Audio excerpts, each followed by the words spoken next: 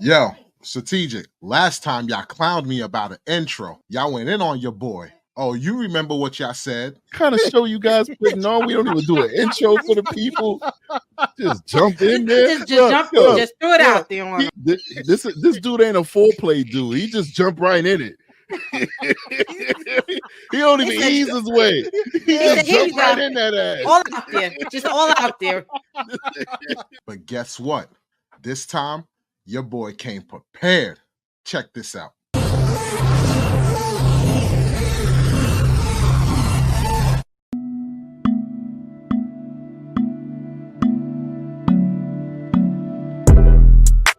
Hey, that's that locker room talk right there. This was locker room talk. It's a matter of opinion. If I'm right, but I'm leaving no for now to go outside, putting shores. All right. Was that a better intro, ladies and gentlemen? That's one hell of an intro. It was.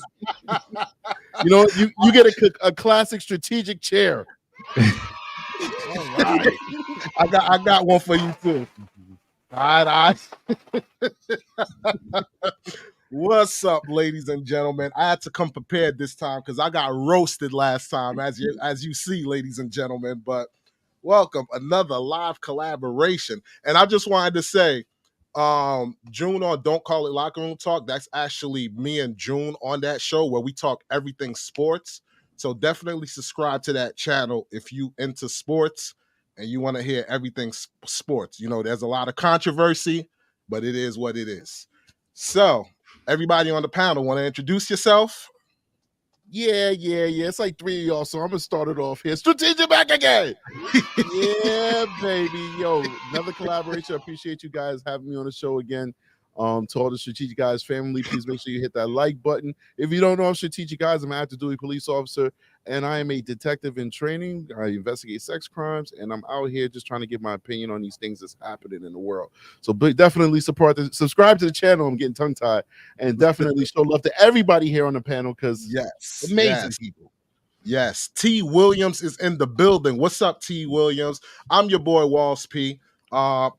I'm part of Matter of Opinion and part of Don't Call It Locker Room Talk. Matter of Opinion is a debate show. We got a morning show that we're going to be launching called the AM Workflow for people who's going to work, getting ready for work, the whole nine, where we debate on topics and entertain you on your way to work.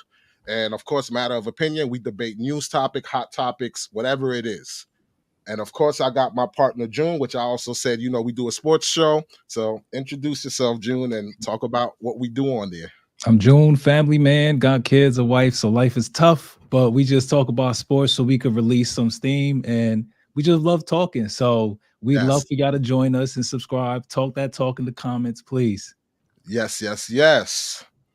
All right, so today we got a fun-packed show for you, ladies and gentlemen. We're going to be talking about 3 different topics, and wherever it go from there, it is what it is. We just going to be talking and shooting the crap, and where the conversation go, the conversation goes. We're going to be talking about Jonathan Majors. We're going to be talking about Diddy, what's going on with him. And we're going to talk about a controversial situation of a teacher, a 26-year-old teacher who has been arrested and is being charged for having relations with an 18-year-old high schooler, one of her students. So without further ado, man, let's get into it. Let's chop it up. And Strategic, I guess, lead the way, brother, because you've been doing an amazing job covering the Jonathan Majors situation. Well, I don't know about all of that, bro, because I dropped a video on Jonathan Majors to get a couple hundred clicks. People with 200 subscribers get 10,000 clips. But anyway, that's my beef with YouTube. But you know what? That's YouTube shadow banning us. You feel me? That's what it is. Because I see on Matter of Opinion, we get shadow banned too, but when we started this Don't Call It Locker Room Talk, we not being shadow banned. So I think it's the stuff that we talk about that's so controversial that we get shadow banned. That's what it is, man. They put the little asterisk next to your account, and the computer knows what to do with it afterwards. But anyway, this is a big story here. And the reason why it's such a big story and it's creating a divide is because it's dealing with a number of hot topics in our society right now. The hot topic of #MeToo. Should we believe all women? We've seen that whole situation that happened with Amber Heard, how that came back around. It turned out not to be true. Then it has a white and a black kind of situation, racial component to it, because the young lady is Caucasian, or at least she's being identified as Caucasian. But when you look at her, she looks like she has something in her, you know what I'm saying? A little bit more than just the Caucasus Mountains. And, you know, and then it's just like the whole man versus women thing. And then it's like, is there some type of scandal or politics involved with the fact that the district attorney of New York City, of Manhattan rather, is so ardently going after Jonathan Majors for, to be honest, something that would be very minor in criminal court. And there's nothing minor about domestic violence. I got to say that before I open up to the panel. You know, I investigate a lot of domestic violence. You know, I think the laws are too lenient when it's true. Men should be incarcerated. Mostly men are doing this, to be honest with you. But the charges, the specific charges that he's facing, these misdemeanor charges, for somebody without a criminal record, oftentimes these things would be resolved with either a probation, anger management, and if you participate in those things, they usually either wipe it from your record or downgrade it to a lesser charge that's not even a crime. So why do you guys think this is such a big thing? Like, what's happening here? I'll take the floor start. first. Let me start. Oh, you can start. All right, let the woman take the let the woman speak on it. I think they're trying to make an example. Because think about it. Usually if you get that one test case, after it, they could start pursuing tons of other people with similar patterns. So I feel like it's like, hey, let me see what I can get. And it's like, okay, after that, every time going forward, you'll be like, hey, you remember that case about Majors? They're going to start stacking the deck against them. Because you don't need that much information if you already messed up your jury pool, not once, but multiple times. So it's like, okay, he's already high profile. So you already know you're going to have to go through oodles of people just to get the trial started. Two, if you start making too many concessions to even get the case started, that's a major red flag too. Because it's like, well, hey, come on back. If we aren't going to charge you back, or we're not going to retaliate against you, now you have the witness trying to pursue the case more. Because it's like, hey, in normal circumstances, it's like, hey, if things aren't lining up, what do? You start discrediting the witness and you throw the case out. Now, I'm sorry, go ahead. No, I was going to say, before anybody else jumps in, I thought you were done. I was going to say, before anybody else jumps in, I want to explain a good point that you made, Erica. What Erica was saying is that as far as you could come back and there's no kind of retaliation, whatever, is that the NYPD determined that Miss Jabbar actually committed a crime, that she actually assaulted Jonathan Majors. And they arrested her for that assault because Jonathan Majors was able to prove that he was a victim at least as well. All right. And the district attorney said, come on back and allow the NYPD to arrest you. But don't worry, we're immediately going to dismiss the charge and you're not going to spend any time in prison. Is that what you were referring to, Erica? I was about to go into that, but go ahead. You handled it for me. Yeah. Go ahead. Finish saying your piece on everything. So, well, that's what I was going to tell y'all. So that's how, for me, I feel like you're almost playing both sides of the spectrum. It's like, hey, no, I'm not gonna charge you on your stuff because I want the bigger fish at the time. And the bigger fish to me is the person that's in movies, the person with the bigger name. You didn't know who this girl was if she wasn't dating him. You wouldn't have known who this girl was if it wasn't on page 6 or in somebody's tabloid. She just would have been another random. See, I think it is what you said about making an example of them. And I hate to bring the racial component into it, but I think that does play a role, especially with the way that the Me Too movement is going right now. So it's like everybody's screaming, protect women, protect women, protect women. And this is a big name. This is a big household name. And you've been seeing this going on, with Cuba Gooding Jr., like all different types of things with celebrities. where women come out and say stuff and they are going to investigate it, especially if it's a DV situation. Because we've seen countless of times, even when you look in sports, you'll see the guy get arrested, then all the evidence points to, hey, a crime wasn't done, or the victim retract their statement, so to speak. They still got arrested and everything, but the damage is done. I guess for her, since she sees that she probably could be arrested too, well, she was arrested and charges could be put on her as well, she's fighting back now. Because when they originally arrest her, she was sending text messages like, yo, my bad, this, that, and the third. I'm paraphrasing, but she pretty much was coming off as if she assaulted him, so to speak. Nobody said that anything happened. The driver said that he didn't do anything. So it's like now it's at the point where she's trying to save face, so to speak. And unfortunately, the prosecutor with the whole Me Too movement, I believe that they're trying to, hold the standard of, we're trying to protect women, and we're doing anything and everything in our power to protect women and show that we're protecting women with this Me Too movement. Your thoughts, June? Yo, I gotta say, I have to take a different stance, because before I watched Strategic's videos, I seen it different. Like, the things I was reading, it just seemed biased, like, in her favor. So when I was reading it, I'm like, yo, he sounds guilty to me. Like, I don't know the truth. So it was just what I was reading. He was saying, yo, this is going to make me look bad. I don't want you to go to the hospital. And things I was reading, I'm like, yo, is this guy guilty?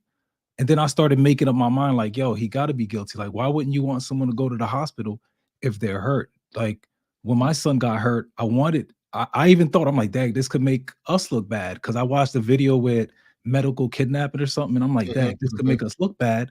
But at the end of the day, he's hurt. I need him to go to the hospital. That was like my main concern. So when, it said the text message, he didn't want her to go, I'm like, dang, he sounds guilty. And I'm like, dad, you making another black man look bad. I'm like, come on, bro. I'm like, why are you doing that?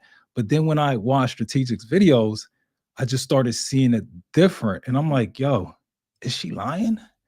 But now it started giving me like the conflicted like thoughts. And I'm like, I more so look at it now like she is lying, but it's like I do want answers to, like, why would he say certain things he said if he didn't do anything wrong? Like, why would he say certain things I was reading? That just, it had me confused. So I don't know what to believe. I don't know what to think, because I know oftentimes they do try to lie on guys, like, but I don't know. They painted a good picture, and it's scary because I'm a guy and I read it, and in my brain, it was like he was guilty. So for me to feel that way, knowing they already lied to us, is like that. To me, that's scary that someone can do that to you. And they can have people really believe in, like, you know what, even if he's found innocent somehow, he's still guilty in my mind. And no matter what, that's not going to change. So for me, that's scary. Like, I really don't know. Let me just piggyback off of what you said. Do I believe that they had an altercation where he put his hands on her?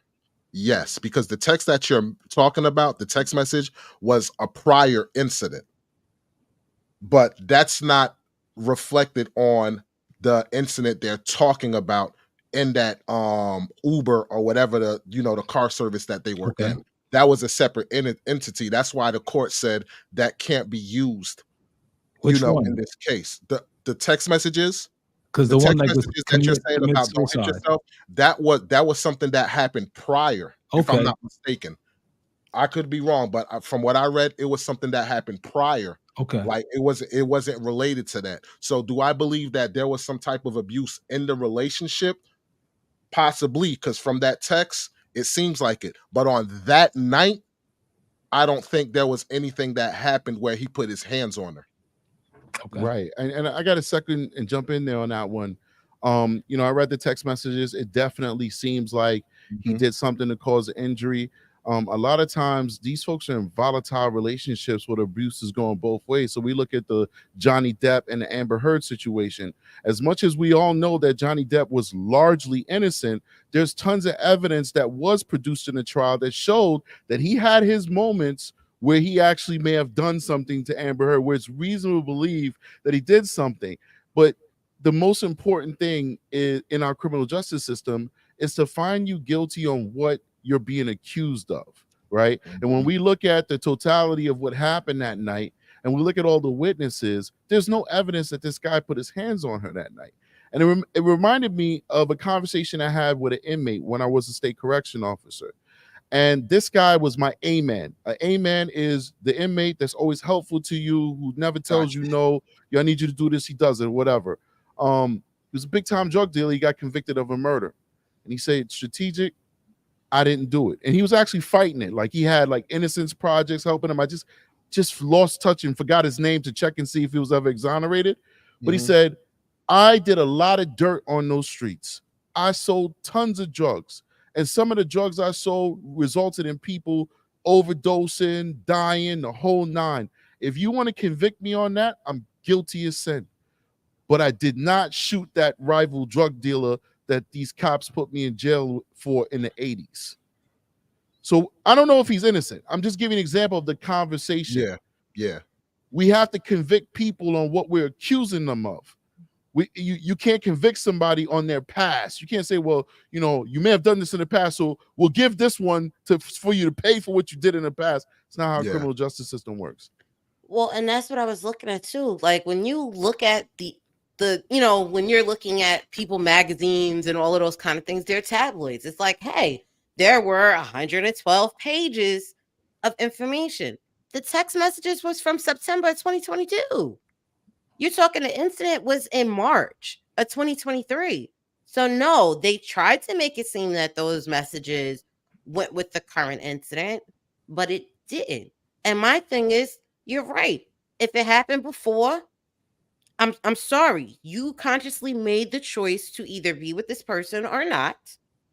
If the circumstance happened the first time, a lot of times it will happen again because there are established patterns. So my thing is, hey, if you decided to stay, you cannot give past information that's going to convict this person now.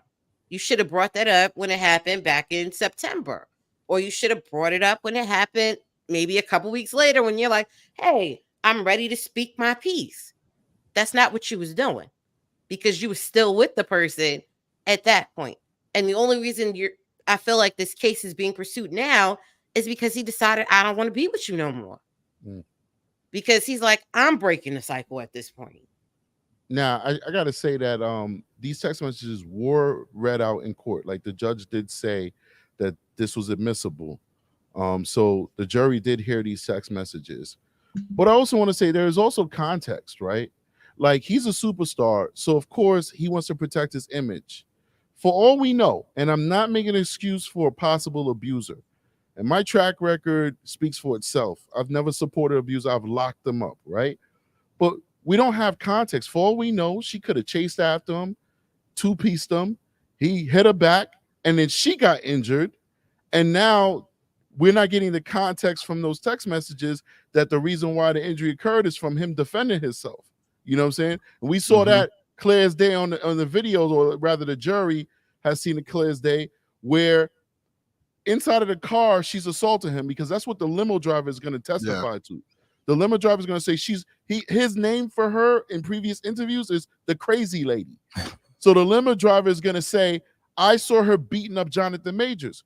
But what did they catch on camera? They caught Jonathan Majors pushing her back into the truck. But without the limo driver there as an independent witness, nobody would have known that the reason why he pushed her back in the truck is because she was beating him up. But when you have the totality, you're like, oh, that's reasonable. She's beating him up. And the reasonable thing is to try and create distance. And what did he do after he pushed her?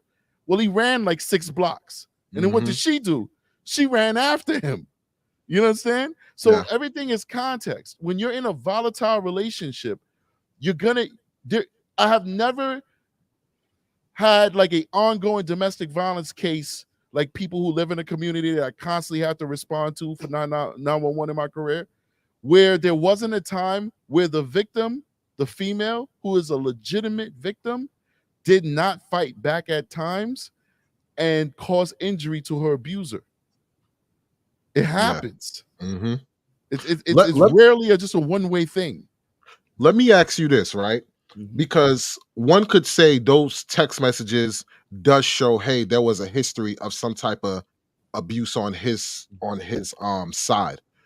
Why would that not be used in court? Because I'm pretty sure it is used in court. It was used. No, I'm saying, but they said it was admissible. Like, pretty much that means it can't be used.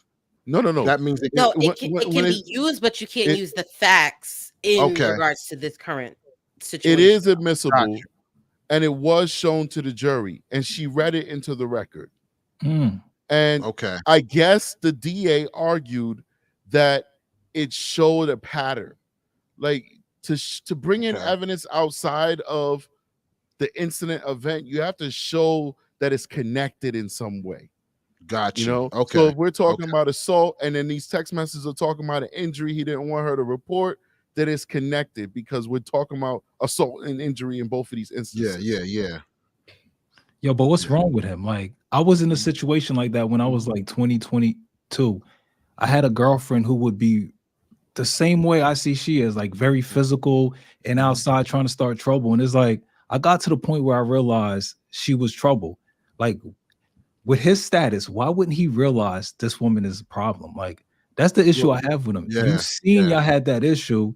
Why not just get rid of her? Like, but what you doing? First of all, how long did that relationship you had lasted?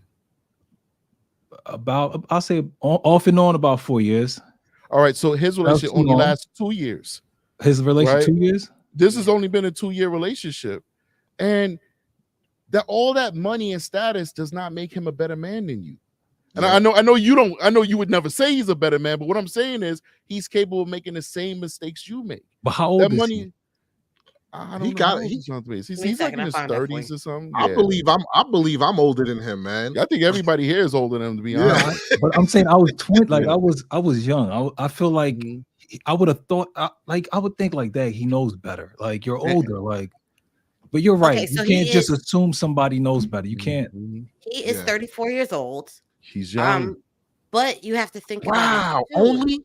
Yeah, he's only 34. So he's 34 now, so he was 32 at the time when the relationship started. Yeah. And we also have to think about the money too. He's thinking about my reputation. I got a Disney contract worth $100 million. Don't go. Like, let's handle this internally. He could freaking buy a private doctor if he wanted to. You know what I mean? He's thinking about. You also got to think about the greed factor. The greed factor of, I don't want my reputation destroyed so that I lose these contracts. Whoever is at fault, let's keep this in house, because any type of negative publicity is going to hurt his earning potential. See, he should have been listening to a lot of red pill content and he would have walked away. Yo, dude, you dealing with a chick who's getting drunk like crazy, exactly, and bringing strangers over to your home. That's done.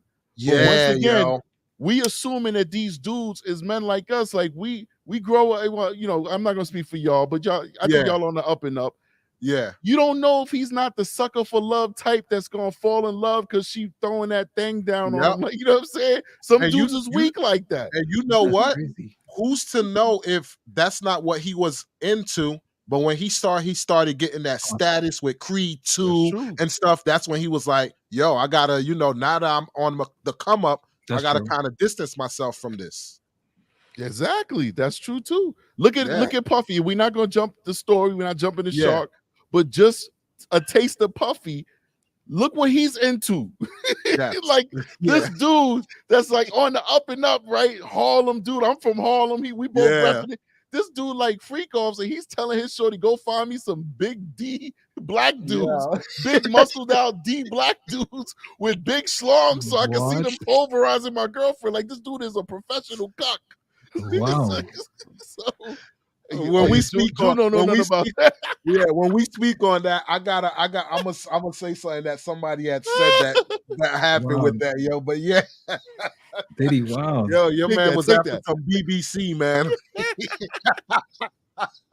Y'all gotta say allegedly, right? Allegedly, yeah. He settled. He settled, so I don't know. Okay, wow, he settled too. He settled in 24 hours, so I don't know if that was in her complaint. So I don't know if we had to say alleged, but we'll just say for that alleged Yeah. BBC. Yeah, exactly. But I don't know, like, just to tie it up in a nice little bow.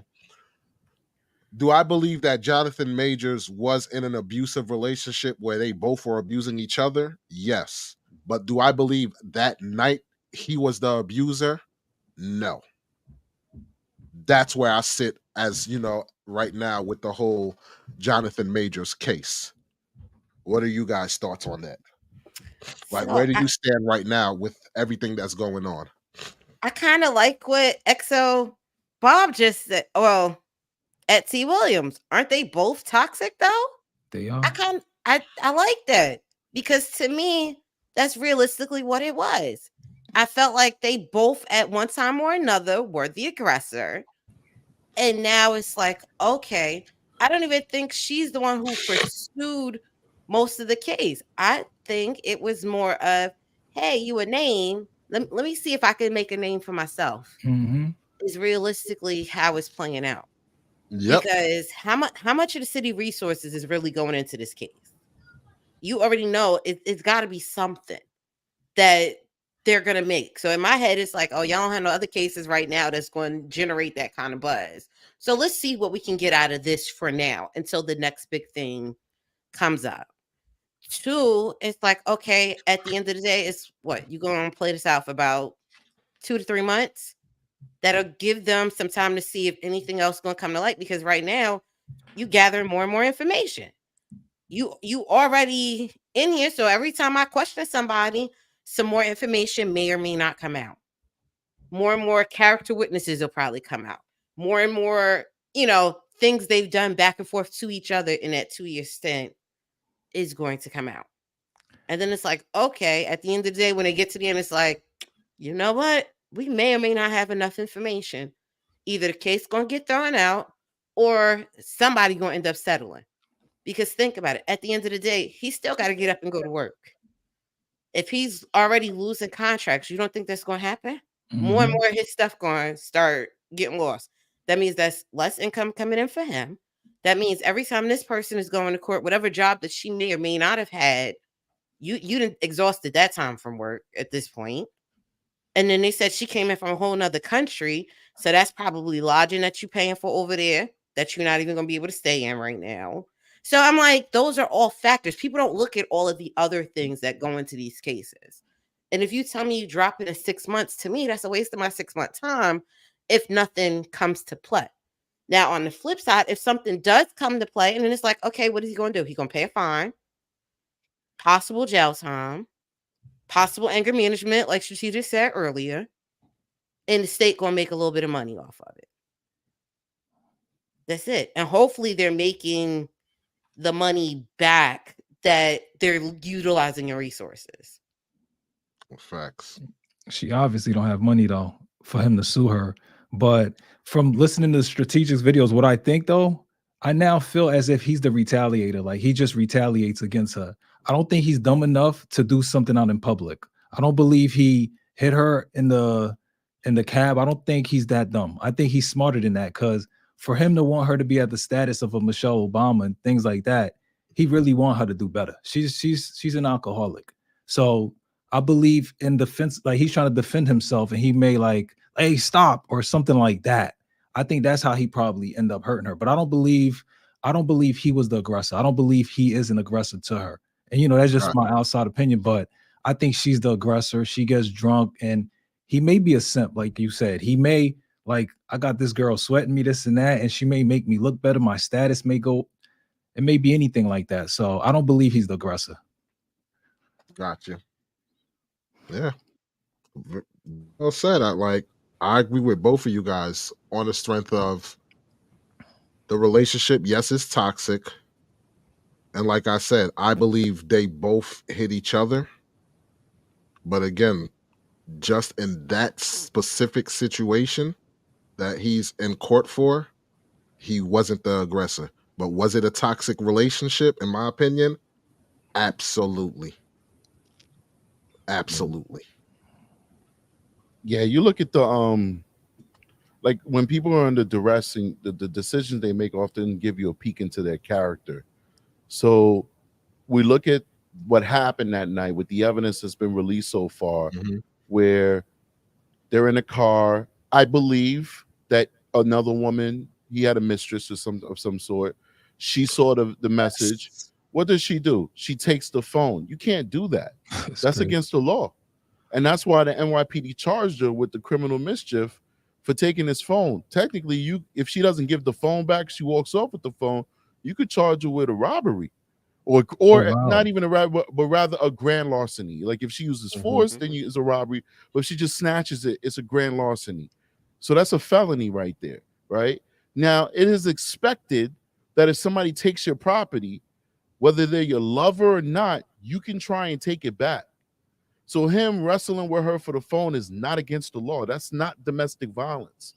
When in a perfect world, we should not just take away the agency of a female and say, oh, it's okay, she took the phone. No, we should say you shouldn't have taken his phone. That wasn't an appropriate thing to do. You're not his wife. But and the you wife haven't been well, no, wife can't either. But like, of course, we're all a society. Remember, when you're dealing with court, you're dealing with people. Okay. And human nature and society is going to say that's your gonna wife. matter. Yeah, if it's your wife, you're cheating on her. That That matters more to us than her taking your phone. Yeah. But a girlfriend that you have an on and off volatile relationship with for a year and a half, 2 years, you're not at the status where you could, you know what I'm saying? You could be. It's not gonna sway the jury. It's not gonna sway the jury like that. So, and then supposedly in that car, a finger is broken, head injuries occur. What does she do? She chases after him, and then when she can't run as fast as him because he's been training for Creed, you know, she stops and starts talking to random strangers, tells them all her business, and then says, all right. They say, well, you want to come to the club with us? Sure. Then she goes to the club. She's wild. You know what's amazing? You know, she's like still drinking and smoking with the broken finger. Like, who does that? A liar. Alcoholic. Here's the thing. Well, she maybe. said that she was a victim, right? And he attacked her, but yet she's the one that was chasing him. Like, you get what I'm saying? Like, yo, that's a hell of a logic. You feel me? Like, yo, I fear for my life, but now I'm walking up to you and chasing you down. I should be going the opposite direction. You feel me? Like, but I've seen these domestic violence situations though, where they're so screwed up that you'll see stuff like that. Like, and it's not like I'm chasing after him to fight him. It's like I don't want him to leave me. You know, I don't want her to leave me. You know, even though when we're next to each other, we're like oil and vinegar. You just have to stay in my presence in my life. So I agree with you, but then I do give her some deference because I don't know her mental state. But what doesn't square away with me is that Jonathan Majors runs off, books a hotel, is by himself, is not with a mistress, is not partying. He's by himself, cooling off. But she chooses to go to the club, get drunk, run up a bill of $7,000 buying liquor for everybody on his credit card, which is another crime. Wait a second. They ain't charged her on fraud with the credit card? No, they didn't. You know? All right.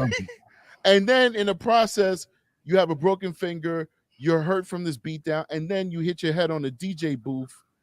Then what happens? She goes back to the flat that they're staying in. And does she go take a nap? No, she takes pills, sleeping pills, which what do people do when they take sleeping pills and alcohol? They're trying to commit the end game, right? Yep. Then the cops find you. Then he finds her in the closet because she called him 40 times. He called her 0 times. She called him 40 times. So he comes over like, let me make sure this chick is all right. He comes in. She's in the closet, messed up from mixing pills and alcohol. What does Jonathan, and this ties into what you were saying, June, because you were saying what kind of man would say don't go to the hospital and all that stuff. Jonathan Majors is the one who called the cops and the ambulance for her. He saw her messed up on the floor. He put his career aside. He put the bad press aside and said, let me call the ambulance. And when the ambulance in New York, ambulance come with the police. So when the police now come, that's when the conversation happens where she tells the police that he assaulted her. Oh wow, she set that up. And some people are saying we haven't seen the body worn camera for ourselves, that the police are the ones that coached her into saying that. That's what they're saying. I have not seen the body worn camera. See, Yeah, but if that's she's gonna acting be scared, if she's be acting scared though, they will. I think they would like try to. I would think they would try to like, come on, you got to tell, you got to admit, like you got to say what happened. I think she was just playing dumb. She was trying to play everybody. But you go, well, my fault. But could we look at it as she's wild from what she saw in his phone? This is a means of her trying to get even, because now she see that he possibly could find. Because look how quick it took for him to rebound with Nia Long. Oh, he put Nia Long? Yeah, that was a quick rebound with Nia it was Long. March to May. I looked it up. Who too. did? He went Megan. Oh, yeah, Megan Good. Megan Good. Sorry, yeah, Megan Good. Yeah, Oh. sorry, Megan Good. Megan Good. Yeah. See, I'm falling to the stereotype of all black folks look alike. Oh boy. Damn. Like in the live when people were saying calling me strategic that time. Oh wow. I don't know how they make that mistake. I'm handsome. I know, right? But yeah, he rebounded with her pretty quick. So depending, woman scoring, man. Woman scoring, you never know. That's scary. One said she was a side chick. I don't know. Was she the side chick? Who knows? And with liquor inside of you, Megan Good. Who? Megan Good? Yeah, I'm wondering because he had a code. The name was Cleopatra. That was the name. Wow. So it was a fake name. Wow. So it could be anybody. Maybe the girlfriend was the side. She just ain't know it. That's true. Oh wow. Because think about it, right? If you dating somebody, you're not married. So I could date 5 of you at the same time if I choose to. That's what I I have to be say. exclusive. Yeah. I mean, I think the problem with these guys a lot of time is like they get with these like wanna be famous, eccentric type chicks. Like if you're a star, date another star or date a professional. So like if you're a star and you're dating a medical doctor, she's not going to feel in any way inadequate to you. Yes. Yeah. You know, even if you have $1 million, her profession is held on a high esteem. She's like, you're the actor, but she's the doctor. Yes. You know what I'm saying? So, or she's the lawyer, the high-powered attorney. Like that's the people you need to go for. You know, not the dancer who's hired to help the actors have fluid movement on the set. You know, and like those folks, they always come with issues. And you know what's excellent about what you said too, when it comes to date a lawyer or a doctor or something like that, both of y'all will be so busy that there won't be a sense of feeling lonely or anything because you're always working and always moving. So when you do come together, you're gonna appreciate that time that much more. Good point. Very, very good point. You know, she's working 24-hour shifts doing surgery, Yep. bullet holes in the emergency room. Yep. You know what I mean? Even if you was even on your off season of shooting, you're not gonna say you're gonna be the lonely one. You're the megastar and you lonely like where my girl, where my woman at? You know? Facts. It be like that sometimes.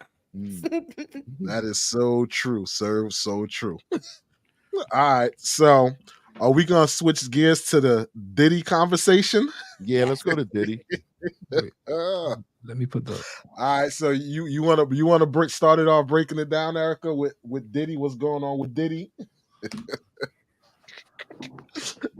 You'd have caught me out there. I had muted you. I went to go grab the water bottle. I put you on the spot. You just threw me out there. Oh, just to answer T. Williams' question too, what country she's from? I believe she's from London, right? Well, she's at least staying in London. I don't know if that's where she's originally from. Well, they consider her a British dancer. So most of her stuff popped up that she was a British dancer. So then she's definitely from that area. Yeah. All right. Williams, wow.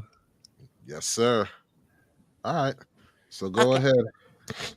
So, as most of you have known, Diddy had a lawsuit. Cassie sued him. What was that, about towards the end of November? Or some allegations.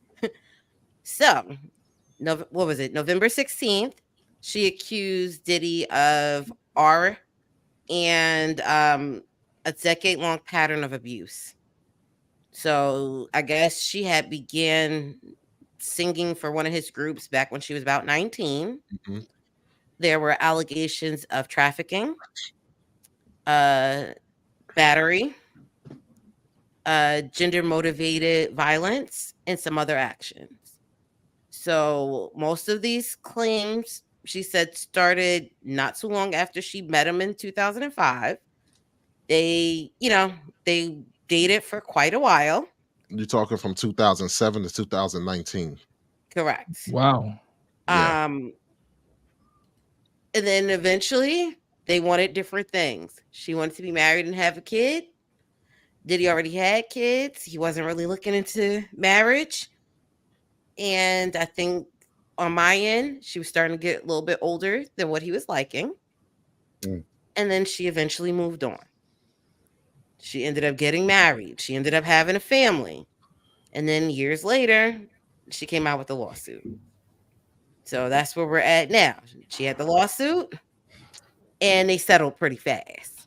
But on top of that, right now, other people are coming out. Like they're saying that he had a gangbang session with teenagers and stuff like that, and how he would be having he solicited other celebrities.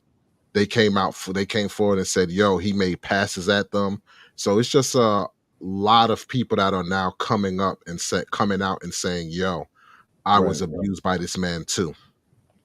Well, I think we got to dig a little deeper in the weeds because some of these allegations are really serious. So so at least two of the lawsuits I'm aware of from doing my research or whatever. So one of them, a young lady claims that she was in a couple music videos. We can still see those music videos on YouTube where she's in it, and she was told by friends who are signed to Diddy's label and worked with Diddy to stay away from him because he has a track record of being abusive to women. This is what they said. I'm not saying it. I wasn't there. And so one day Diddy just kept bothering her. It was not one day, but he would constantly bother her like, hey, when you gonna give me a chance, when you gonna go out me, whatever. She did what some women do.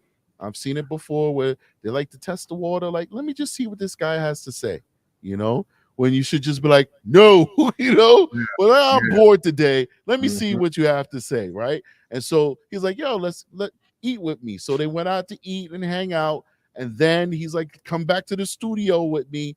And then he drugged her. And then he allegedly raped her and recorded it and then showed it to members of Jodeci and other people. And one of her friends was a member of Jodeci. And the next day came to her and said, hey, listen, Diddy showed a video of him raping you and it did not look like you were awake, And so she went and she called the cops and she made reports contemporaneously, meaning at that moment. But back in those days, rape was not taken seriously. And there was no DNA and there wasn't any of the social movements we had now that result in the robust, at least we hope is robust, investigations for rape allegations. So what the police and the DA told her, this is documented stuff, was you got to go find somebody else that he did this to so we can at least have like more than one people saying this for us to believe it or rather prove it to a court. And of course, she doesn't know other people that he has done this to, so it was dead. She came forward. Her lawsuit is pending. Another one just came out, the most recent one, and there's one that's missing, but I don't know much about it, so I'm not mentioning it. This was a 17-year-old girl, bona fide 17 at the time. We know her age. We also know that she was with Diddy because there are tons of pictures from the date that she said she was raped of her in Diddy's studio, Daddy house, even though she lived in Detroit. And how did she get there? Because she alleges she was sexually assaulted by Diddy's president of his company, allegedly. And then he put her on a plane the same day, flew her to New York where these pictures were taken. Her parents didn't give her permission to come out here. She comes to New York. Allegedly, she says Diddy raped her and 3 people ran a train on her. I shouldn't even say it like that because that makes it seem like there's some kind of consent in the mix. It was literally a gang rape. And then when they were done with her, they sent her back on the private plane back to Detroit. And so now she's come forward as well. And all of these ladies are saying that Cassie coming forward has motivated them to come forward. And one more thing about Cassie before we play this video. Well, Cassie, I'm just showing the image of the right. And girl. she's 17 years old when this is taken. And this is the same day she's just flown out from the bar that they met her in Detroit to come here. So you could trace this back because she didn't come to New York multiple times. She came on that one day. You know what I'm saying? So even if we have no evidence of anything else, we have evidence of a minor suggestively sitting on the privates of Diddy. Take it for what it's worth. To go back to Cassie, Cassie was 19 years old when she first met him, and she had a boyfriend who was signed to him. And this guy did everything in his power to sabotage that relationship to get Cassie for herself. So by the time she was 21, he had her, you know. But to get her, he forced her to kiss her, and he forced sex on her to kind of like take her away from this dude. And he used his money and his power to basically, you know, allegedly entrap this woman. And, you know, listen, everything that Erica said is correct. You know, after that, it was definitely one of those situations where there was a power dynamic. And here's the thing too, is like with Diddy, it's alleged that this guy is known to abuse people, and we're not talking just women, we're talking about anybody. Like, I remember hearing Mace talking. I forgot who the artist was. I think it was either Mace or Cameron, one of the artists who approached Diddy as far as like trying to get a record deal or something like that. And Diddy was like, yo, after I hear your flow, if I don't like it, you're basically going to get effed up, so to speak. So this was a guy who knew he had power, and it takes a hell of a person to have ultimate power and not abuse it. So it was known that Diddy is a person that, yo, you don't want to either get him mad or whatever the case may be, because it will be repercussions. That's what's alleged. And damaging is how many people that were around him are coming out and basically backing up everything that these women are saying, all the alleged rumors, you know, that surround Diddy, the whole nine. Like, this was a prominent rapper who was part of Bad Boy, who basically said, yo, I witnessed these things, and I witnessed what he did to Kim Porter. Right. And this rapper's name is Mark Curry. Mark Curry. You know, I'm a former Bad Boy recording artist. A lot of people, you know, I made a lot of hits for Puff. How do you feel about these lawsuits accusing Diddy of abuse? What do you think about that? You knowing Diddy, do you think he's capable of doing that, man? Do I think? Yeah. I think he's very capable of doing it. It's in his character. That's who he is. That's what comes with power. That's what comes with arrogance. That's what comes with, you know, what makes him. I seen fights between, where he have an argument, fight with a female, whatever it may be. I seen it with my own friends. But sometimes you say, you know, we all go through things, but once you have a sign of doing it over and over and over again, that's when it becomes a problem. You be like, so every relationship that you get in, you're violent in them. I was around when Cassie was there. I knew Kim Porter before I knew Puff. I met Misa, but you know, it was a history. When you have a history of the same thing, man, it becomes a problem. And speaking of Kim Porter, because you knew Kim Porter, is it true that Diddy broke her nose? Bust her nose, man. Anytime a man would go out his way to wiretap someone's phone or put taps in their homes just to monitor their conversation, that's a sign of insanity. And I know there's going to be people who's going to be like, yo, with this gentleman, Mark Curry, why didn't he say anything or anything like that? I remember growing up, right? Hung around, you know, pretty tough crowd and everything like that, out in the streets or whatever. And somebody I know, a beef happened. Somebody I know shot somebody, right? The person, when he got shot, walked with a permanent limp.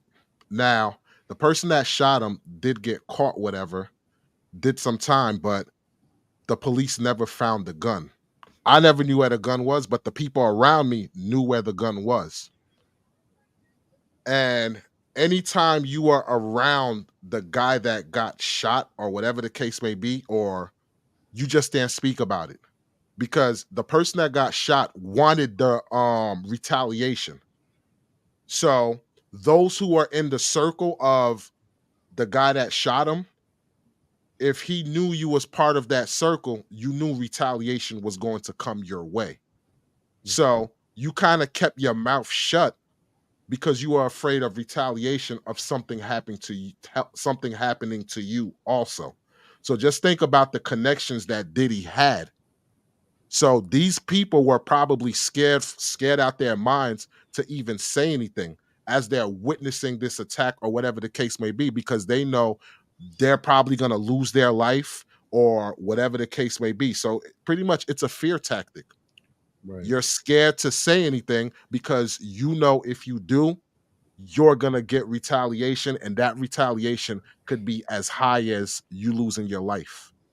There was another factor, and that's so true what you just said, but there's another strong factor that results in a lot of people staying quiet, and that was their potential of becoming rich. Yes. The potential, because as much as he hurt people, we all know in hindsight that he rarely made anybody rich and famous. But at the time, these folks were making hits that was generating millions, and they believed that there's a possibility they could have made millions as well. Mark Curry was a bona fide star at some point.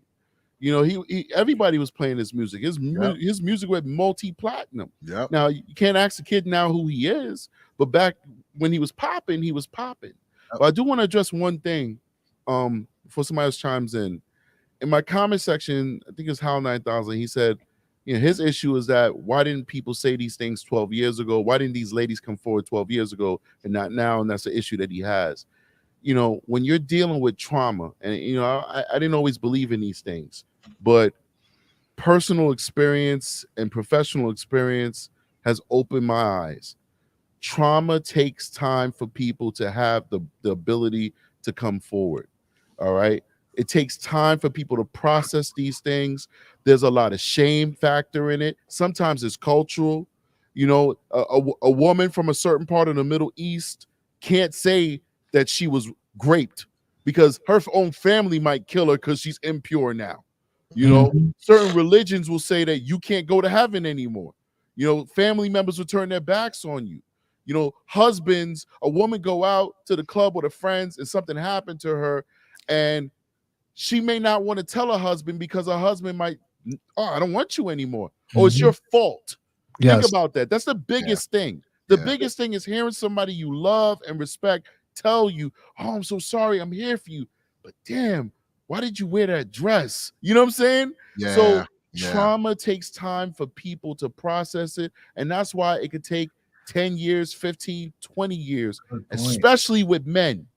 With men, it usually takes 20, 30 years for them to say that when I was a boy or when I was a young man, somebody put something inside of me, because of the stigma of how people will think about you if they find out that that happened to you. You know what I'm saying? So and then you add everything that Walls P just said about the fact that there's a possibility this dude killed a lot of people. Yeah. Yeah. And there's a possibility, once again, that if you played along, you might make some money too. Well, and that's what I was going to say. Think about it, though. He had the means to put people in different places too. So, yes, they all could have had a role to play. Think about it. Yes, I get it. Cassie came out, but you can't tell me in the course of that relationship you didn't get the fame. You was his girl at that point. So you started as somebody else's girlfriend. Then you tried to become an artist. Remember, she had a couple of songs too. She had a couple of cameos in some of his stuff at that time. You can't tell me if she went out to a restaurant in New York, she wasn't getting in. Everybody knew who she was. She was going to have whatever the hottest clothes was at the time because she had a role to play too. Yes. When people come out, they come out. They start, you start thinking late at night. Them demons start coming back at you. So there's never a good time, especially if you're talking New York. New York doesn't have a statute on that kind of stuff. So I could come out 60 years later and be like, hey, by the way, this is all that happened in the early 2000s and it's 2055. You It know could what? potentially happen. You know what, too, Erica P? The thing is, because I did a morning show talking about this with the whole Diddy situation and how they settled and everything like that. And I was questioning like, dag, but if this happened or whatever while you was with him, why didn't you say anything or anything like that? So the same question that the gentleman had 900 Hal 9000 said, I was thinking that way too until I sat back and I analyzed everything. Because you're right. Back then, if you say someone raped me, it was hard for you to prove that case, number one. Number two, when I read into the whole situation with Cassie, yes, she had the hits, Erica P. You're absolutely right. But after she had the couple of singles or whatever, the album didn't do that good. And on top of that, she was supposed to have a second album, which never really came into fruition. I believe it didn't come into fruition, or it did and it flopped. And that's making me think like, yo, did you do this to her just to keep that power over her and keep her thinking, I gotta stay in the situation in order to reach that success? So he pretty much had her, by the balls. Right. Plain and simple. So if you have that power over them, of course they're not gonna she's not gonna really report, because it's kind of like when a woman is dealing with a guy that she knows he's trash, but eventually he gives hopes that he's gonna put a ring on it. So she's like, look, I done went through all of this stuff. I gotta have the reward at the end. So it's like you're thinking the reward is coming, the reward is coming, the reward is coming, and you never see it come. So You you're also just gotta- stringing them along. You got to add in the fact that she wasn't really a good singer or performer. Mm-hmm. She wasn't. You know, and so what success she got was because Diddy was getting her the best writers, the best tracks, because that's his thing. You know what I'm saying? She wouldn't have got that same attention. You know, look at Danny Kane. Those motherfuckers was talented as hell, you know, but they didn't want to play by Diddy's games. They And want to still serve got the him. short- they still got the short end of the stick, and I remember them. Did There you you know go. that he was planning to drug and traffic them? That's Get what he them- said. Yeah. He was You know? planning on getting them hooked on drugs and trafficking them. But yeah, Yeah. go on. That's Yeah, so- alleged. That's so- alleged, ladies and Yeah, gentlemen. it's alleged. Definitely alleged. Yeah. He said that. I ain't saying that. Yeah, Don't that's come after alleged. me, Diddy. Don't come after me, Diddy. but you know, I think that's important. It's big. Yeah. That's big, man. Like, yo, listen, I had a big old crush on Cassie, and what's the other girl that did the song where she was spinning in the chocolate? Spinning in the chocolate. She was spinning in the chocolate. She was the Dreams baby mama. I gotta look this Let me up. look that up. What's her name, man? Damn, whatever. Those two girls, I was like, damn, you know what I mean? So anyway, but I want to go to her name. What's her name? I'm trying to find it, man. Man, this Joker got 4 baby mamas. You Like, said Christina Yeah, Milian. but Christina Christina, Milian. there you go. I love you some Oh my Christina. gosh, She yeah. was spinning in the chocolate. Oh my Yeah. god. What was the song that She she was did? fine though. Yo, Dip it low. Was yo, it dip it low, that dip it thing, low, yeah. dip it all around, and pop that thing, man. Yeah. Listen, the Yeah, dream of yo. pop that thing. Yeah, yo. But listen, yo, but she wasn't really good, bro. She had the looks, she had the Yeah. body, she had the demur, because she wasn't like out there. Like, this is when celebrity chicks was classy. You know what I mean? Like they weren't out there like the Sukianas and all of that, the goats, and they'd wear fancy, elegant dresses, like Met Gala dresses, and just be sexy and hot and natural. And that was her. But she But you was know not what, too, talented. though? You know who wasn't talented either, but still made it? So I guess Diddy might have saw it's a possibility. What's that? Ashanti. She couldn't really sing. Ashanti Yeah, was but Ashanti wasn't down with him though. She was down No, with she Murder wasn't. But Inc. what I'm saying is she still made it big and she couldn't really sing. Like it was the studio effects that actually helped her. Yeah, it was but see, also the look. Ashanti is an amazing writer though. That's That's true. what But people forget. Ashanti That's never true. sang a song true. that somebody else wrote for her. That's Oh, true. wow. In fact, she sang her own songs and then wrote for the biggest stars of the day. Yeah, You know, you're that's right. why she You're every right. time you see her on You're Instagram, right. she on a beach because she getting those residuals Royalty. for writing Oh. for Beyonce, J-Lo. Yep. Yo, But Yeah, you got to you're right. think about it though. A lot of times they only come out doing their stuff because they got the play money from doing the other stuff. It's like, Yeah. you know what? I couldn't sell this song. Let me just go ahead and sing it because I feel like that message still need to get out there. You got a But lot she of also- people like that. She got the business too. Because Irv Gotti was smashing that. Yeah. Irv Gotti Yeah. took advantage of her. Now she talks about the well, she Mhm. I think she talked about it one time, but she tried to just like let it be in the past. But Irv Gotti fell He in kept love talking with her. about it. And he's Yeah. keep talking about it, but she's looking at it like, yo, you's an old man that took advantage of me. But he's looking at it like that was my one true love, you know, the Yeah. woman that Yeah. I pretty much pressured with my power to have sex with me. You know what I mean? So So before you go on, just to answer Exo Bob's question, she's not married to Nelly. Nelly is promising her marriage, but that never came to fruition. she's And pregnant. a lot though. of But she lot of pregnant wo- by him now. yeah, but a Oh, lot of shoot. women are like, yo, Ashanti's doing the most because she's been fawning over Nelly for the longest, but you know, never got the ring on it. So that's just to answer Exo Bob question. Sorry to go off topic, but yeah, go ahead, It's Teach. all good. No, it's all good. So yeah, it is what it is. Go ahead. Y'all jump in. And like Yeah. LaFay said, I agree. I thought Ashanti can sing too.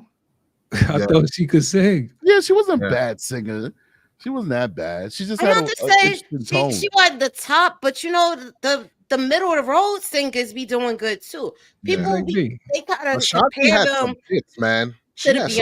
Beyonces of the world. Crazy. She's not a Beyonce, but you know, She she has some still has some I hits. mean, I used to people be think talking about Beyonce Beyonce like she she still do a good like show. Beyonce ain't the greatest, man. Chill. Yeah, I she ain't used to no think Whitney Beyonce couldn't Houston. sing. Yeah. Well, you're right. She ain't no Whitney, but She ain't no you gotta Whitney. think There you go. about it. Got hits. She just got hits. What- But Come she's She can But sing she's too, not- though. No, selling she could out sing. at I'm the not same saying that. house. But she could sing, but yo, she ain't on Jennifer Hudson's level. Jennifer Hudson on. and Nah. Dreamgirls blew her out the frame. Nah, Come of on, course. bro.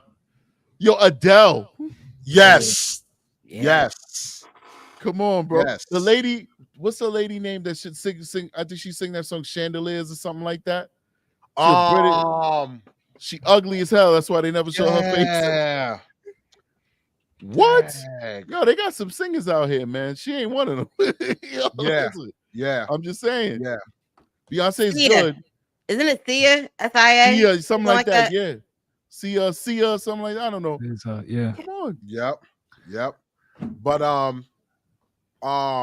let me I'm gonna play this clip because I'm pretty sure when the whole Cassie situation went down and how they wind up settling so quick soon after she you know went to sue Diddy. When it settled, everybody was like, yo, they settled real quick. So everybody looked at Cassie as this was a money trip. This was just to get money. Like I heard people say, yo, she got with a dude, it wasn't working out or whatever the case may be. Now she's strapped for cash. So now she came after Diddy, yada, yada. But this lawyer breaks it down so eloquently on why the settlement came as quickly as it did. This is fascinating to me. So that one was settled so quickly, I believe, because her attorneys were really brilliant. They didn't sue just Diddy. They sued his corporations. They sure did. And they sued his corporations and sued in her capacity as an employee. When you do that, it triggers commercial liability insurance. Yeah. And it triggers another policy called directors and officers. Okay. And we know he's a director of these companies as the CEO. So now you got two policies. What happens then is it takes away Puffy's ability to settle. It's his organization. And it's no different than like if you hit somebody with your car. let's say you have State Farm. State Farm gets to decide to settle, not you. You could say, I didn't run the stop sign. That's not true. They're lying. If State Farm says, we don't care, we did our investigation, we're settling, that's it. That's what happened here. So because they added those claims, the corporate insurance carrier got to say, read over it and say, oh, hell no, we giving her the money. Because if they don't, right? So also her lawyers, they get to write a letter, it's called a demand letter, and they get to say, we are demanding the limits of your insurance policy. Oh, yeah, that means that'd have been crazy. Yeah. And here's what's wild. If they read over it and they realize, based on these facts here, it would be reasonable to give that. If they don't give it to them, and let's say the policy is $30 million, but they go to trial and the jury gives her $250 million. Correct. They got to pay $50. They got to pay the $250 million, and they got to pay the extra for all of his attorneys. If his attorneys alone cost $1 million, they got to pay that, even though it was only a $30 million policy. So basically, because of the facts and because it's now a corporate policy, Diddy don't have the right to settle anymore, and that's how it happened so fast. When you give them the policy cap, there's nothing to argue about anymore. That's the only time it goes that fast, is you take away what is there to argue about. And what's even crazier is the other reason because it went that fast, she didn't have to sign no confidentiality. Agreed. And that's what's crazy to me. She could still write that book. In New York, if you settle in under 21 days, there cannot be no confidentiality agreement. And if he wants to be able to leave anything to his children, he needs to walk away from all of these corporations. Damn, he can no longer be the head of his corporations. Well, remember, didn't I say directors and officers liability? Yeah. More than likely, what will happen is those insurance companies, they have the ability to say, we won't renew your policy if he continues to be a director or officer. And so when people say, it's about the money, it's about the money, I say, in America, if you get to the money, if you get to the insurance, that's how you control the behavior. Because nothing else can make Puffy step down. Oh, without question. And do you feel like women should take... This is the part that I want to have a discussion on, what they're about to say right here. Take advantage of that, or even men who may have been in situations. Do you feel like you should take advantage of that because this is your one opportunity? I do. Well, also for the same reason, the good that can come from Cassie's situation, if you believe she's telling the truth, which is that other people feel the right to speak up.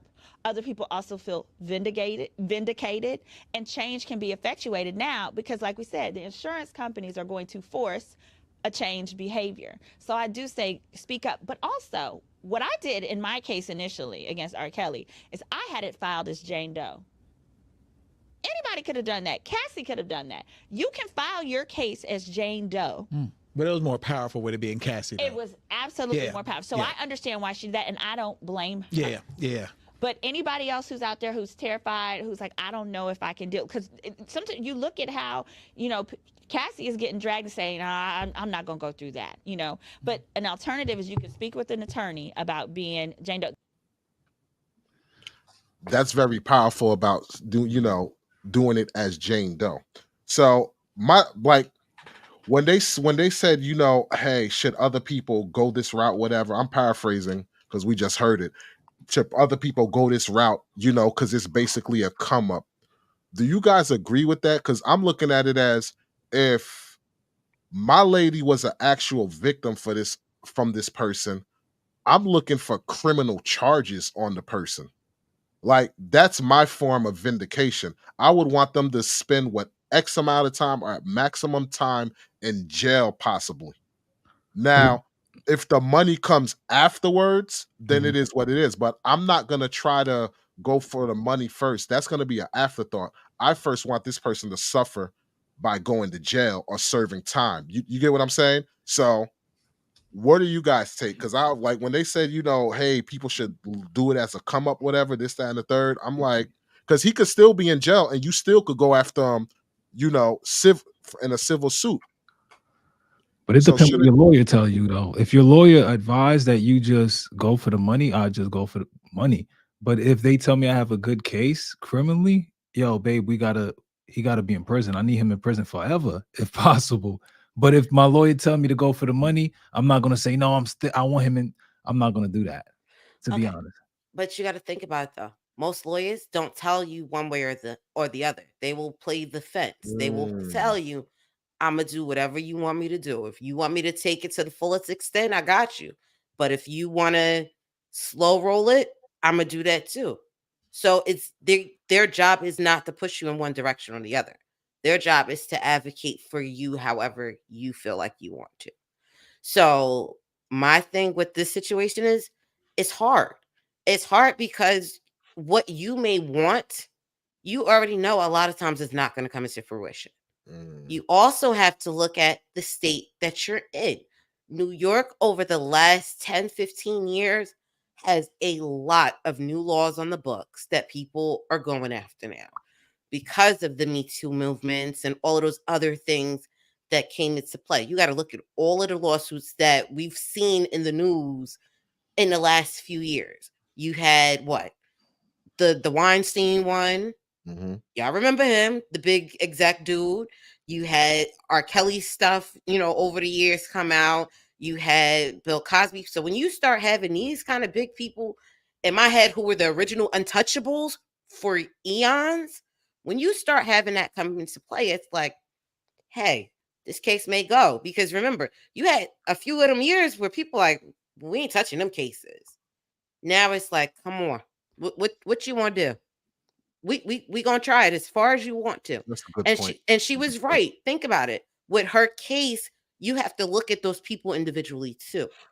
That settlement wasn't for Diddy, because think about it. Diddy had the money. If he didn't have all of those other restraints, he probably would have took it as far as it went. He's like, in his mind, he could have been, we was together this long. You got everything I wanted to give you out of this relationship. And when you decided to leave, that's all you were getting. So he could have gone that far. But he also knew making money is his bread and butter. You got 7 babies that you got to continue to support. You got all of these companies that you want to continue to do. Because think about it. On the other end, what did he do? Not too far afterwards, he started giving people their masters and some other stuff. So he was like, look, I gotta get my normal people back in my bus. Because y'all know, when you start burning too many bridges, you be like, all right, how do I get back into good graces? You start looking at some of them pictures of him recently. He ain't looking as happy as he was a few months before all of this stuff started going down. So you have to start thinking of those kind of things too. It's not always about the money when you somebody who got money. It's not always, it's the reputation at this point. All of the stuff that you had that you were doing, now it's like, dag, everybody starting to see into my lifestyle. Everybody's starting to see the once primes we want to go to Diddy parties is now, I don't think we want to go to them Diddy parties no more. People starting to take him off the guest list. He ain't going to some of the stuff because they don't want to associate with you right now. He on a punishment list right now. You go sit over there by yourself for now. Let me jump in with some law. Let me just read this real quick to Strategic for those who can't see this. This was a post from Diddy. He said, "Enough is enough. For the last couple of weeks, I have sat silently and watched people try to assassinate my character, destroy my reputation and my legacy. Sickening allegations have been made against me by individuals looking for a quick payday. Let me be absolutely clear. I do not do any of the awful things being alleged. I will fight for my name, my family, and for the truth." Sean Diddy Combs. Sounds good, Sean. All right. I know, right? Let's do the law here. So number one, I think I told you guys with one of the accusers, I think she's like the second or the third accuser, because it's like 4 of them, that she did try and go to the police. And the police said, go screw yourself. We don't believe that rape exists in 1993, right? Pretty much is what they said, right? But let's do the law here. There is a statute of limitations on sexual assaults in places like New York. The only sexual assault that does not have a statute of limitations is rape in the first degree, which means that you rape somebody using force, weapon, punches, holding down, incapacitation, such as you gave them a drug or something to that effect, or excessive age limit, like you're 30 and the person's under the age of 11. That's rape first, right? Most of these women don't fall under that category, right? So their statute of limitations done passed already. Got you. So the only recourse that they have is civil. The law that allowed them, that was only for 1 year, the look back law that allowed them to file these cases until November 24th that just passed, that was only for civil. That was not for criminal. Now, New York passed a law that allows you to have, I think, like 50 years, if not unlimited, for child cases. And they passed that because of all the people that were molested by the Catholic priests. And now they're in their 50s and their 60s, and they decide they want to come forward and talk about what happened to them. So if you were a child and you were a victim of ex abuse, you can come forward without a statute of limitations, pretty much. But everything else has a statute of limitations. And these women, they're mostly describing situations that were other types of rape. So you have like 1, 2, 3, and 4, right? Of different degrees. They're the 2s, they're the 3s, you know, and so they don't have that recourse. So what are they supposed to do? Just forget about it, or are they going to take advantage of what they can do, which is to sue? And if you know that this guy, all he cares about is money, fame, and power, and his reputation, and like he said inside of that statement, his legacy. If you know that civil tracker hurt him where it hurts him the most, then that is your justice. Do it. So I think we oftentimes look at it like, oh, it's just a money grab. No, money is justice too, because a lot of these women have to go through years of therapy and spend tens of thousands of dollars out of their pocket. They lose out on relationships. They lose out on family stability. They got 2, 3 different 4 baby fathers. We looking at them, judging them. We don't understand that they have issues with men because of what people like Diddy did to them. Years and years of trauma. Yep. So, guess what? Hit them where it hurt. Can't send you to jail, but at least you can make me whole. At least you can give me a better lifestyle. Facts. Or in some of these artist cases, at least you could give me what's owed to me. Because he had you sign them contracts where you wasn't getting paid. Yeah. You know? So that was the other thing. I didn't realize that until you start hearing the stories after the making of the band or after these artists. And they be like, no, I got to go get a real people job because I'm not getting nothing. But the Diddies of the world have been getting residual checks from these people since 1989. Dirtbag. I didn't realize that was a thing. And you know what, too?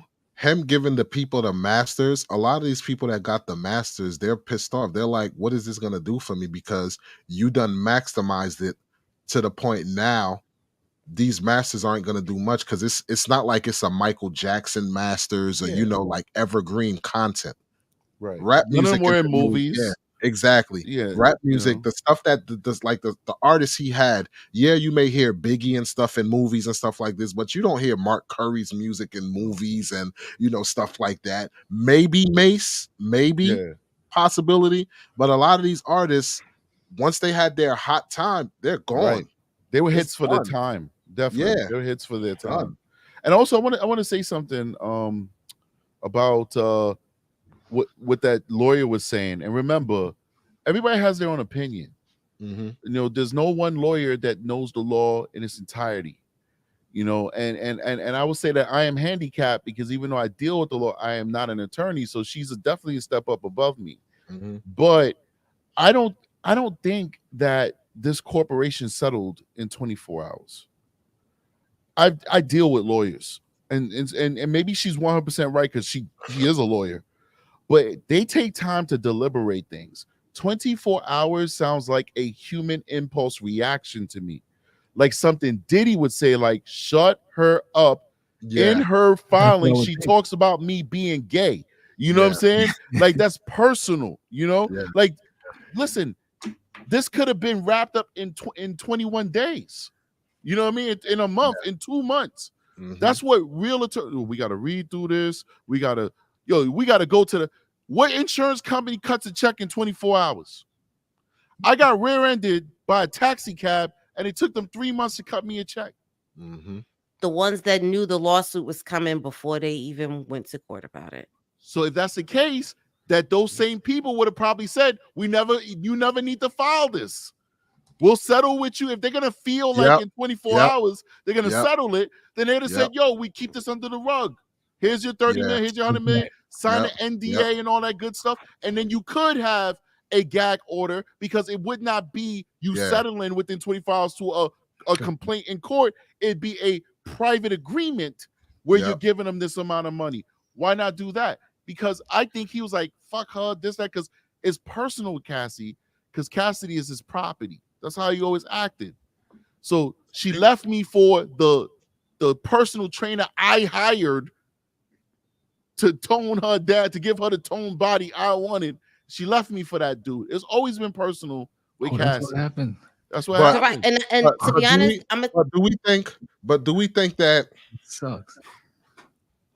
He shut it down that quick to cut her a check because he know all the trauma he put her through also? No. Where if everything comes out. No, he's a You don't narcissist. think so? He doesn't care. You don't think so? You don't get to his level by caring about other people's feelings. Nah. And you don't. No, beat not up your girl. saying care about her feelings, but if the public gets whim of everything I put her through, that might be worse for me. Like, you get what I'm saying? No. Like, do you think okay. Think about it, right? Every relationship that he's been public in, there's always been an incident. There's always been a tabloid that followed that incident. But he's Diddy. Think about J-Lo. That incident they had in the nightclub. It was on page one the very next day. So anybody that dealt with him knew he was always going to be a wild card. And it was always going to be there. The problem is the ones that you got to think about it. Having a long-term girlfriend and me having a kid with you is different. Look at the 3 women that he chose to have kids with. He back and forth their relationships until the women decided they were done. That is a character flaw of that person. Because you don't just have baby mom number 1 and be like, you know what? All right, I'm out. But we still family. Like, think about it. You look at every event that he wants all of the kids there, them women know they role. He knew there was something categorically there that he did not want to have a kid for. You with that person for more than 10 years, and you've had other kids outside of her too. So to me, that was a one-up for her. Oh, I ain't want one with you, but guess what? The year we done, I done went and got somebody up. You don't think that was a jab back and forth between the two of them? That hurt. Yeah. Because that was the one thing that she wanted from him, and he did not give her a kid. I don't know. I you could look at it that way. I think based off of what I read, that she was in a very abusive relationship, and this guy, Alex Fine, probably is the one who saved her. You know, he's the one that's like, yo, are you okay? Like, you got, injuries, like, you deserve better.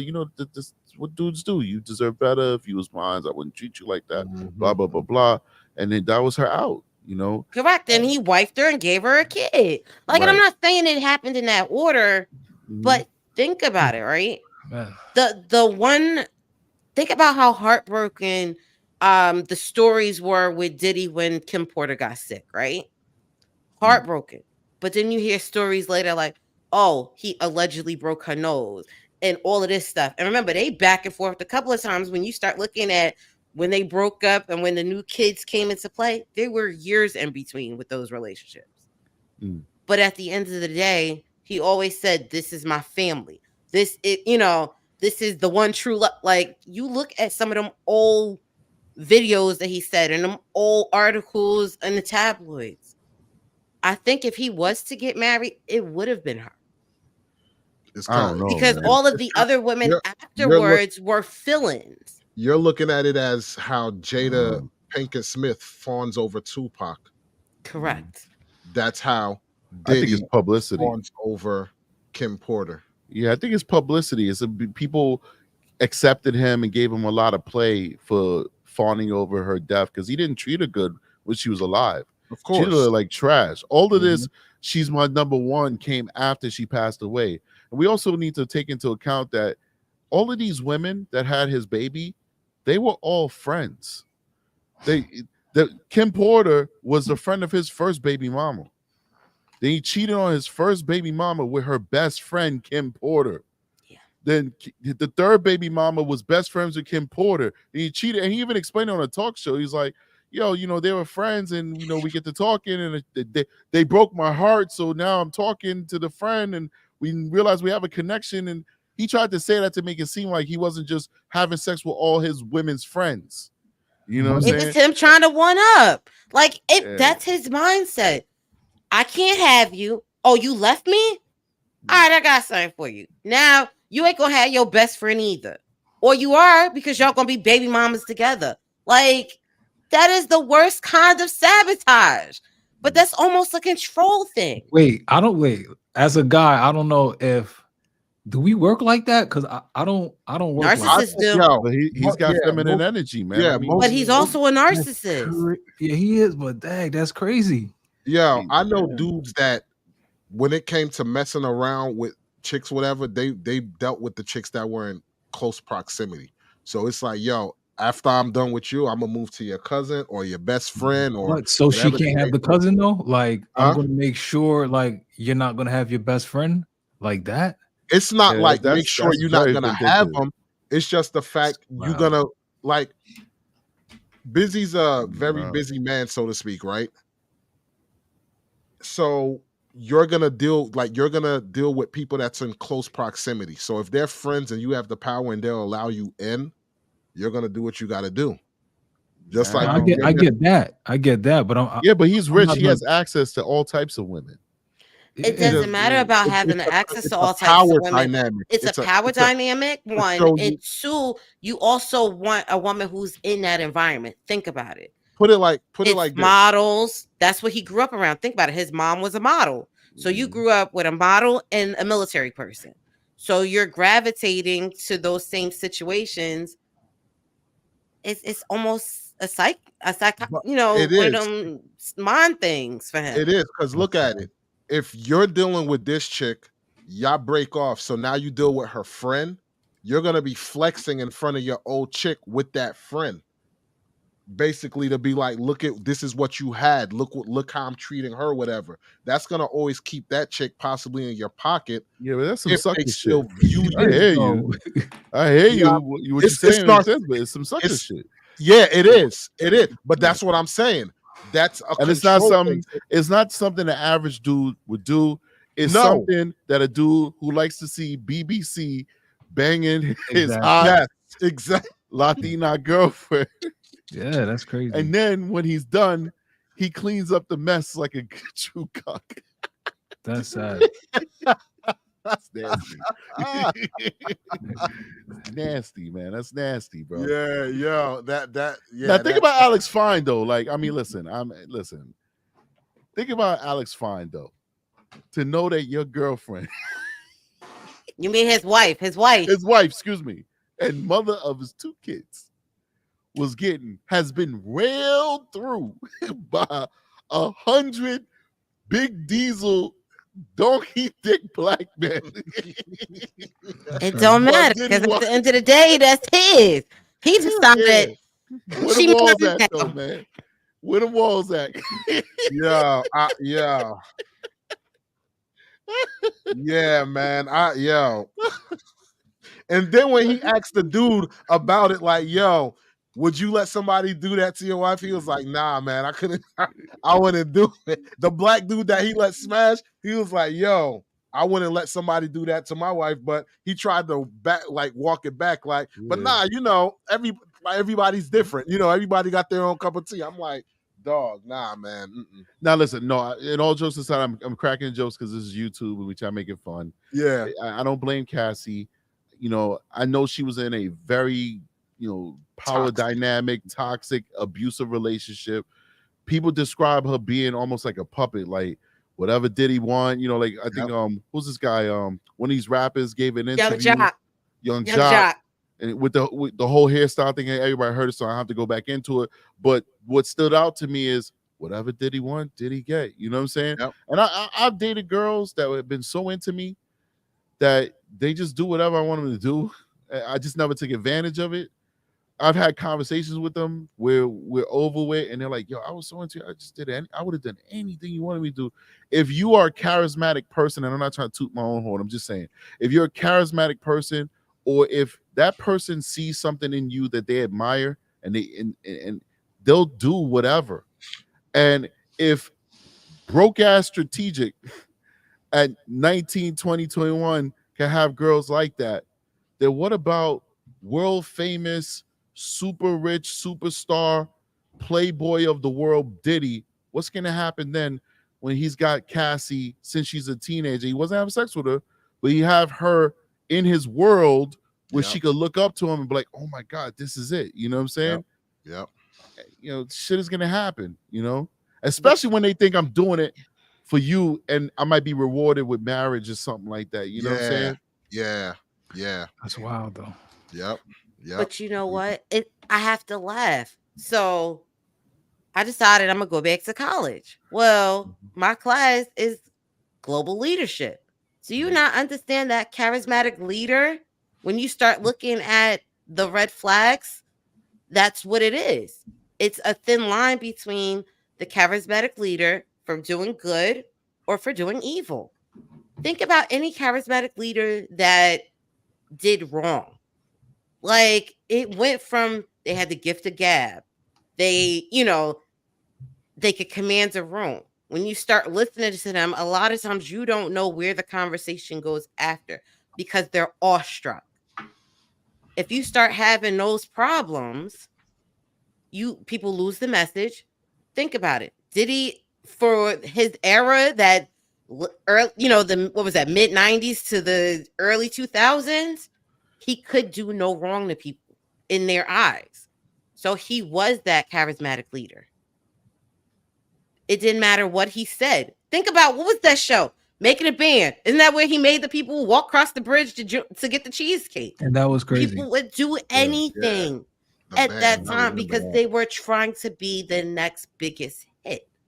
So if you had that, and that was just off of a TV show, what do you think the people in his circle would have done just to be in his presence? We didn't have the internet. Yeah. He got to craft his persona through his connections with the media. Yeah. Then we also have to take into effect that Diddy's a pioneer of this whole social media influencer stuff. Like, he's the first one to do clothing, like rappers who have clothing. He's the Kanye. I hate to put these two together because Kanye is not a Diddy, but he's the Kanye before Kanye. Being with the fashion designers and all that. Versace used to loan him designers for Sean John. That's why, if you remember, I used to wear Sean John for one reason, and I still have Sean John clothes. Me too. I'm gonna wear them just till they fall apart because I paid money for them. Exactly. But one reason why I chose Sean John is because it was urban, but it still was classy. Like, they didn't make jeans that sag down your ass, but they made jeans. They made big shirts, but they were never too big. They were a little fitted, so you could take a Sean John shirt and outfit and go somewhere and not be viewed as a thug. You could wear a Sean John tracksuit and not be viewed as a drug dealer because there was a certain classiness to it. Why? Because he had some of the top designers who was his friends making that. That was a Versace designed sweat tracksuit. Little did you know, you know what I'm saying? So he was the innovator, and he is the master of crafting his persona. And when you start digging deep into the darkness that is Diddy, as I've been doing, you realize that there's tons of instances where he's assaulted people and hurt people badly, put them in a hospital. But the reason why we don't hear about it is because, unlike what this attorney said, that's why I disagree with her, Diddy quickly settles and makes them sign NDAs. And one thing that he also does is he does this Jekyll and Hyde thing. I was so wrong for breaking your arm. I apologize. Here's $500,000, man. It'll never happen again. So not only is he settling, but he's also apologizing and then making them sign those NDAs, and then we never hear about it. Yep. And he's giving big dollars. Yep. Hush money. But you could do that when you bring it in, because think about it. If he was any Joe Smo, this stuff would have been came out. You couldn't have swept it under the rug if you ain't had the money to pay the people off. You wouldn't. And Diddy got big bucks. Well, I think he's in trouble. I think Yeah, he's in trouble. Oh, his pockets is hurting now. You got Well, I think he's clotheslines. going to face criminal charges. I'm about to say it's too many charges being faced. Yeah, I think so. And This is my too theory. much of I his think money's it's coming. going missing at this I point. think it's coming, especially with the 17-year-old, because that falls under, because she flew and she was raped in New York. That's under New York jurisdiction, and that falls under the Childhood Protection Act, which was the one that extended the statute of limitations. So they can charge him for that one right there. Then also the other lady who said that she was drugged by Diddy and raped, that falls under rape first. And rape first has no statute of limitations. So you have two right there that they could literally criminally charge him for. So it's not going to be an easy prosecution because it's so old and witnesses. But if these people come forward, if the Jodeci guy's like, yeah, I saw you getting smashed and you didn't look like you was too conscious, that's a problem for him. And he better hope he didn't do anything in recent, like within the last 2 or 3 years, because that's going to make those people come forward. It's a possibility they could come forward, and that's more charges. So I think it's going to get ugly for him. Like straight up. Good for him. Yeah. It is what it is, man. What's in the dark shall come to light soon enough. Exactly. All right. So we're gonna transition to story that's going on social media. I mean, it was viral at one point. I don't know if it's still going on viral now, but pretty much you had a teacher, 26 years old, who've been arrested for having sexual relations with an 18-year-old that was her student. And the mother found out about it because she caught wind of it. So she put a tracker on his phone, found out he wasn't at, his practice. So he followed where he was with the tracker. Come to find out, he was in a park with the teacher and they were having sexual relations in a car. So she wound up getting arrested. And in that state, it's a felony for a teacher to have sex with a student, even if they're 18 years old. So here's the clip that will break down all the details and everything like that. So check it. Gabriela Neufeld, she's on your screen, is a science teacher at South Meck High School. Police say she had sex with that student at least 5 times since mid-October. She was arrested Wednesday and bonded out of jail this morning. That's exactly right. Well, Gabriela Neufeld was in court today along with her family. There was also a group of her students in court. They did not speak. South Mecklenburg High School teacher Gabriela Neufeld is facing 5 felony counts of sexual activity with a student. According to prosecutors, the student's mother found out about the relationship around Thanksgiving. They say she was tracking her son's location when she noticed he was not at rugby practice on Wednesday. She drove to his location, Park Road Park in South Charlotte. Prosecutors say that's when she saw her son and his teacher having sex in a car and called police. Is there anything you want to say about the allegations against you? This is just your opportunity if you want to say anything. Did you have sex with your student? We tried to speak with Neufeld after court. She did not respond to our questions. We spoke with attorney Brad Smith about how the law works in North Carolina in cases of sex involving students, even when a student is 18 years old. It's unusual in the sense that the normal statutory sex offenses all deal with kids that are under the age of 16. Whereas the exception to this is you can be at the age of consent, which an 18-year-old is technically the age of consent. But if you have a sexual relationship with that person as a teacher, then you're committing a felony. Neufeld could face a Class G felony with a maximum of 47 months in prison, though Smith says it's likely she won't face that much time. Presumably a teacher usually that's charged with this doesn't have any criminal history if the background check was successful. So the maximum sentence they're usually facing is 25 months. Now, the judge did agree with the prosecutor's request for Neufeld to be on electric. So that's pretty much that. So with the details, I gotta ask, ladies and gentlemen, do y'all agree that she should be facing criminal charges, so to speak? Because Let me go first. I just want to you. say this. I just want to say this because I see what she did is no different than if you had a teacher that was racist or a teacher that was under a certain religion and because a student was another religion, whatever. Because the main thing is they're saying she can dictate his grades and like how he progressed in class, so to speak, right?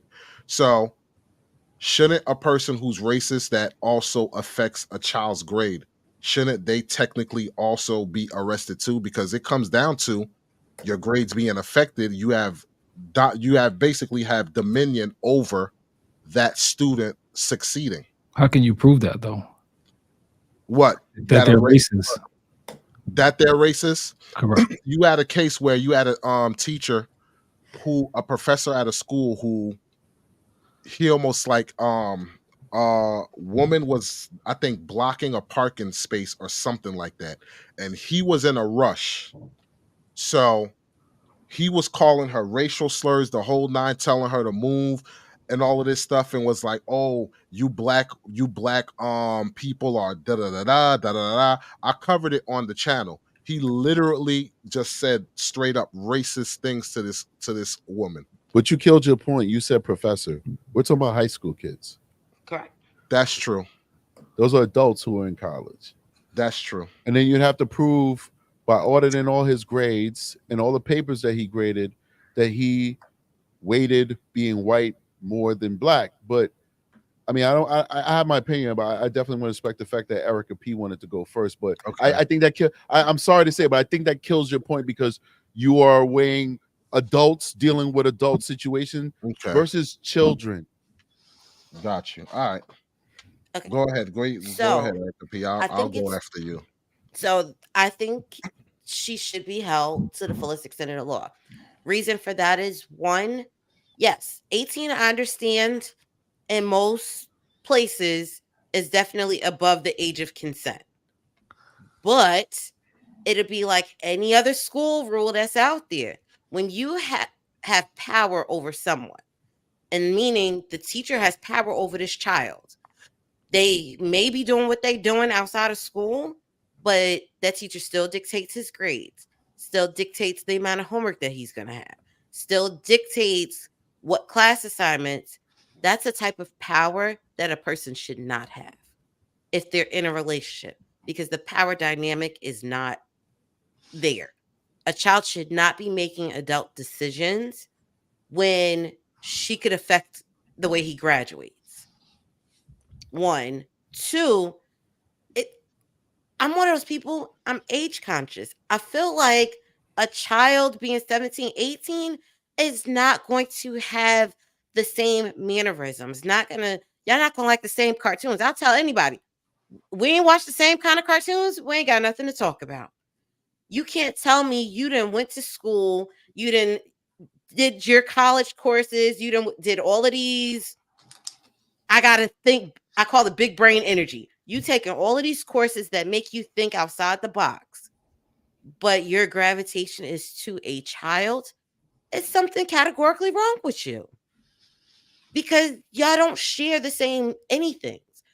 You don't like the same type of music. You don't like this. You can't tell me y'all like the same kind of music. The music that came out when you were 17, 18 is not going to be the same music that's coming out now for the 17, 18-year-old. This person didn't have any type of living experience yet. So no, I feel like that is almost that grooming that we were talking about earlier. The girl was 17 and you didn't do anything until 21. Well, guess what? This time you didn't even groom at 17. it said, okay, you hit 18, fine. We gonna go ahead and do the deal. And then you can't even respect me enough to take me to a place. I gotta be outside. My mama had to roll up on me and I'm outside. What kind of advantages? You taking advantages all the way around. I'm not even worth taking to the hotel, to your house, no nothing. You got to get your rocks off in a car in broad daylight. I see it different, man, because I understand the dynamic of that's she's the teacher or whatever, but I don't see where a felony should be put into the equation. Now I can see it violates the code of conduct as far as the school goes, because you can control, their grades and stuff like this. Because let's just say, for the sake of argument, even if she does pass him and he graduates, but he's dumb as a doorknob, it's his money that he's going to spend going to college, and it doesn't work out. So I guess my question is, how much will that affect society going forward, so to speak? I see it as a violation of school conduct, but I don't see it as a felony charge. Now, if you told me she was a cop and she was dating a parolee or something like that I can understand, because you're literally interacting with the law, so to speak. But it's the same logic, though. You can do. It's a control. Think about it. It's a control dynamic.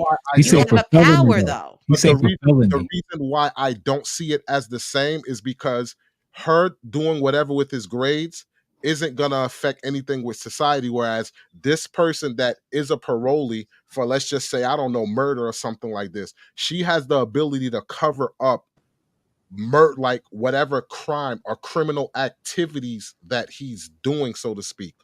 This, to me, with him being an adult, is not a criminal activity, in my opinion, because the boy is 18. You have freaking, like, what was it, Robert De Niro, and I know he's not a teacher, or was it Al Pacino, who got a 21-year-old girl pregnant or something like that? One can say that's grooming, but this girl is literally an adult.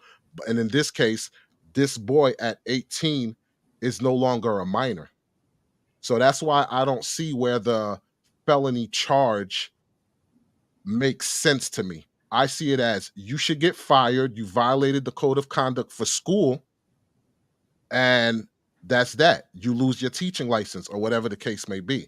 That's how I see it. Wait, maybe strategic. I could be wrong. Let me go before you. Let me just say this. No, I want you to go before me. I understand it's a felony in that state, but I don't agree with that law. That's what I'm saying. The reason I wanted to go first, because I know what strategic is going to say is going to hold more weight, being that, he's an officer. But I see it so different because of the power dynamic. I do think it should be a felony, and I think she should be punished. And the reason I feel that way is because you do have power over him. Not only that, we just think sex is sex. I wanted to have sex with teachers when I was younger. Judah's a good man. Preach. I did. But if my mother rolled up to the car, I'd have been mad at her. Like, Mom, I'd have been tight. But at the end of the day, I have to say, you can ruin a kid's life. Yes. That. Like, you can really ruin it, where he may even become a predator. Where oh my God, this dude is in my brain. He's in my brain. Okay.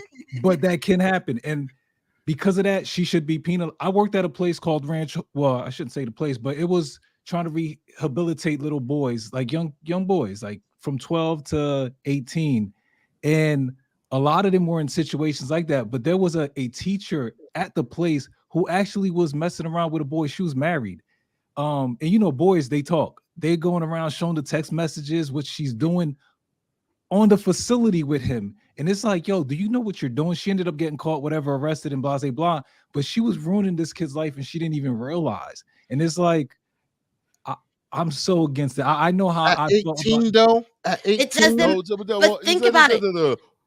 2 months ago, a week ago he was 17. Correct. Would it be okay then? Oh, okay. And I don't know if it was a week ago, but I'm just saying, if it was a week ago, would it be okay then?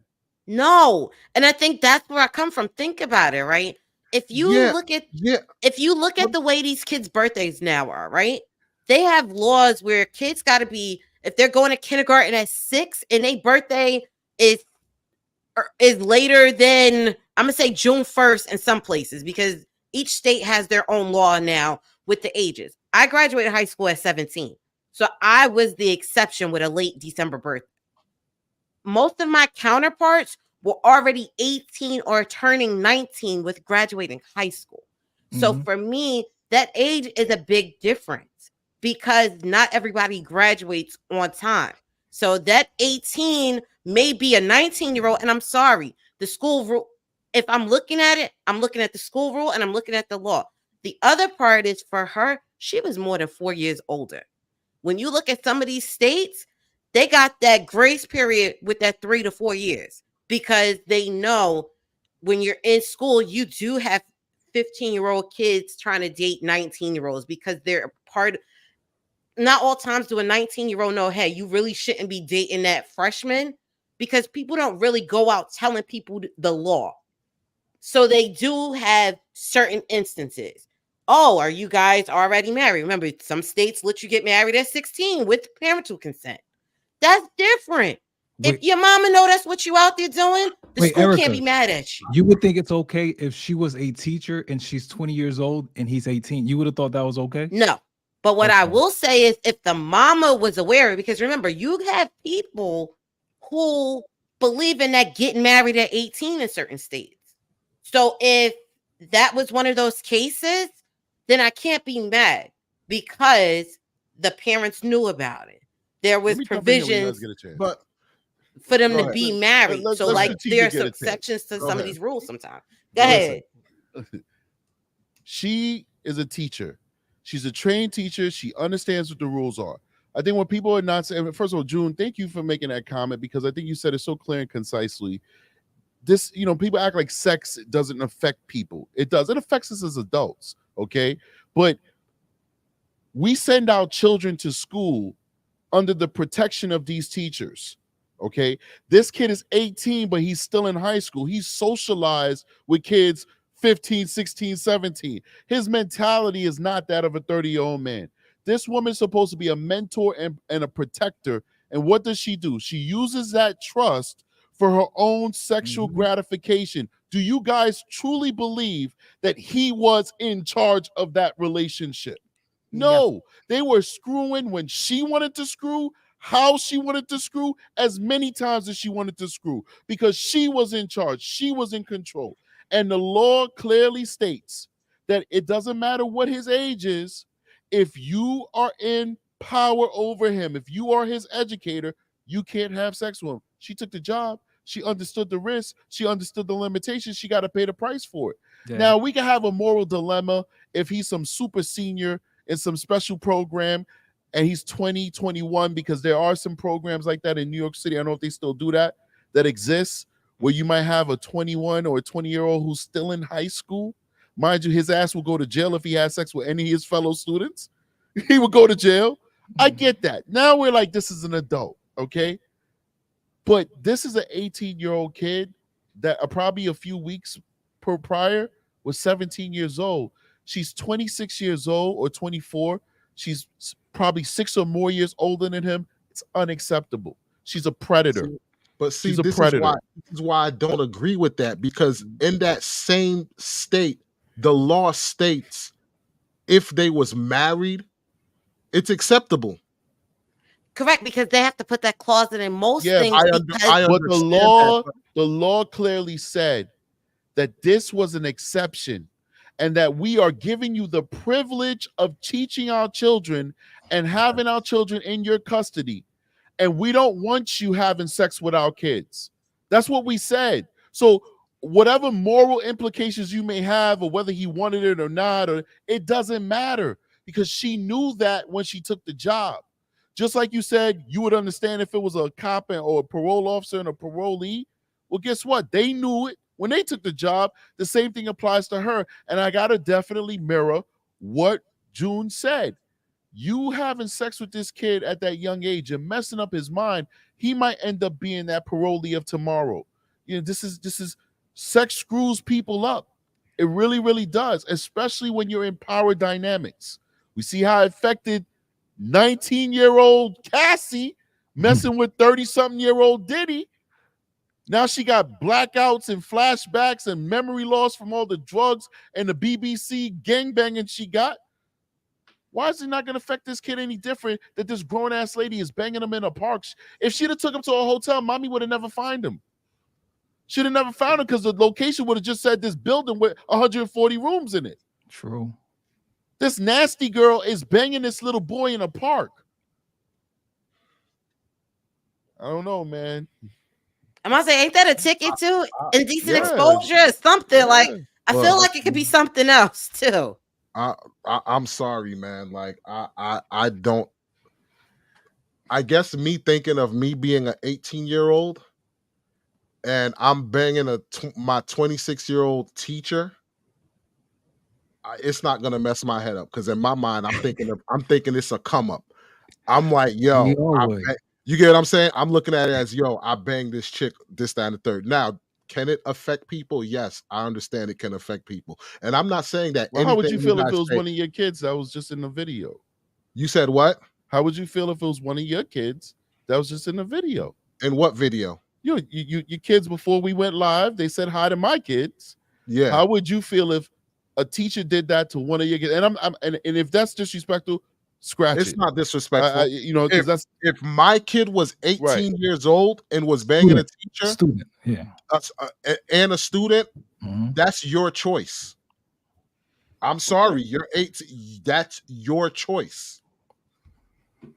That's where I stand. I mean, with listen, it. You don't want my answer. I lived a crazy life. You don't even want my answer. No, because I think one parent would be authorizing a prosecution at least. You know what I mean? Probably, but for me, I'm like, yo, I'll tell you, yo, I know what's going on.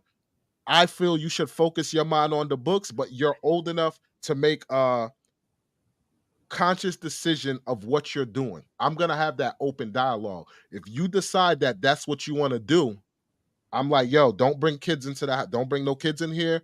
Do what you want to do. Because at the end of the day, I can have this discussion all I want. You're still going to do what you want to do at the end of the day. But so, wouldn't you grab the I'm sorry, go ahead. That's very dangerous, though. She can even get him to even do something to her husband, like manipulate his brain into, oh, he's abusing me. I want you to to protect me. And now this kid is running in her house trying to attack the husband. It's easy to manipulate a kid. So with the power that she have over him, that's too dangerous. Like if I let my son go to school and I'd be so mad. Again, catch me outside. Let me just make this clear. I don't care how good she looked. That wasn't your job. You know, before you make your point, I remember at least two chicks. So I grew up in Harlem and we was wild back then. I can remember at least two chicks that got me when I was young, that was much older than me. And now when I think back at it, I say, yo, I was a victim. Now, does it affect me? Do I feel trauma? No. But knowing that they got me, they took advantage of I need some coochie. My hormones is going crazy. And just like, I remember the way one of them was talking to me, almost like in a mothering way, to kind of like, don't worry about it. It's cool. Like, not to go too deep in the weeds, but maybe this might help somebody out there, right? Yeah. So finally, I'm talking to, this is when we had like chat lines called like the Raven, the New York Dome. So finally, I'm talking to this girl, but I had a deep voice that I used to sing. I had a baritone voice, and I'm like, but I'm forcing it, right? So finally, she's like, she's like, come on over. I'm like, I'm sorry, I can't. She's like, why? I was like, I'm only 16 years old. You know what, this nasty, don't worry about it, baby. It's all right. Just come on over and hang out with me. This is a bad little Latina, so I ain't gonna front. But I'm like, okay. Ran out my house while my mom was sleeping. Hopefully she ain't watching this shit. Went to this girl house and she took advantage of me. For her kicks. That's not appropriate. I would never want that for my son. You know, and how do we know that same thing did not happen to this young man who has the hot science teacher with the glasses, who You know, the little things, swiping the hand. Yo, women are they just know how to touch a man. You know, touching the leg, and then you got the energy off of that leg. You look, your whole body jitter.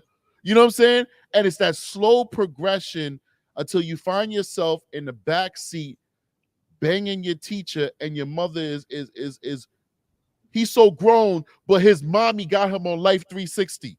Yeah, that's crazy. He's so mature, but his mommy is chasing him down to see where he at, why he's not in lacrosse class. Come on, man. It was rugby. It was rugby. But still, think about it though. I gotta pay your bill. You 18, you got a job, you paying your phone bill. See, that's the other thing. People be like, I'm grown. But a lot of 18-year-olds are not that grown. They can't physically support themselves right out of high school. I don't know any 18-year-old that's mentally ready for this world.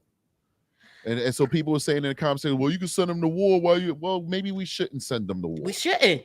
Maybe we was doing that back then because we just needed cannon fodder for these big ass wars we was fighting. World War I, World War II. Maybe we should change that. You know, people always say that, oh, you're 18, you can fight a war. Well, we should not be sending children to Iraq to watch their fucking band of brothers get blown to smithereens. Like, we shouldn't be proud of these things. And it seems like in society, we're proud of a whole bunch of shit we shouldn't be proud of. But I got you one better. I got to support these kids till I'm 25, till they 25 or 26 if they're in college at this point. So why is the legal age not fitting with the way that the parents that decide to send their kids to college got to support their kids? I'm sorry. I'm ready to start changing some of these rules. You want me to be on the hook to pay for their college tuitions until they're 25, 26 if they decide to still be in school, but you want me to say that they're grown at 18. That don't compute. But see, y'all having an argument about at 18, you're not really an adult and they need to change the rules and all of this stuff. The bottom line is, just like y'all said, the law is this teacher is not supposed to be having relations with this child or whatever. So if that's the case, the law is the law, then you can't sit here and be on some, oh, they need to change the laws of the child be the 18-year-old is not a legal adult, yada yada. You can't send them to war. Just like you have the position that I understand. So I you understand could say that they should change the law. We didn't say go against the law. We said we should change it. I understand. Americans, we can say that. I understand that, and that's why I'm saying they should change that law where that's a felony, because I don't agree with it. I don't agree that it's a felony. Why do you feel like these teachers should have the right to screw our kids? If the child is 18, it's still your kid. Mommy is paying for his rugby, paying for his phone, paying for his house. He still has a curfew. He's so under her control that she's going to get in her car and Life 360 his ass. Life 360 is not a secret weapon that parents use. Kids know that they're on Life 360. They know it's right there. They also track their parents like, Mom, I'll see you at the grocery store. Can you pick me up some hot dogs? So this is still her kid.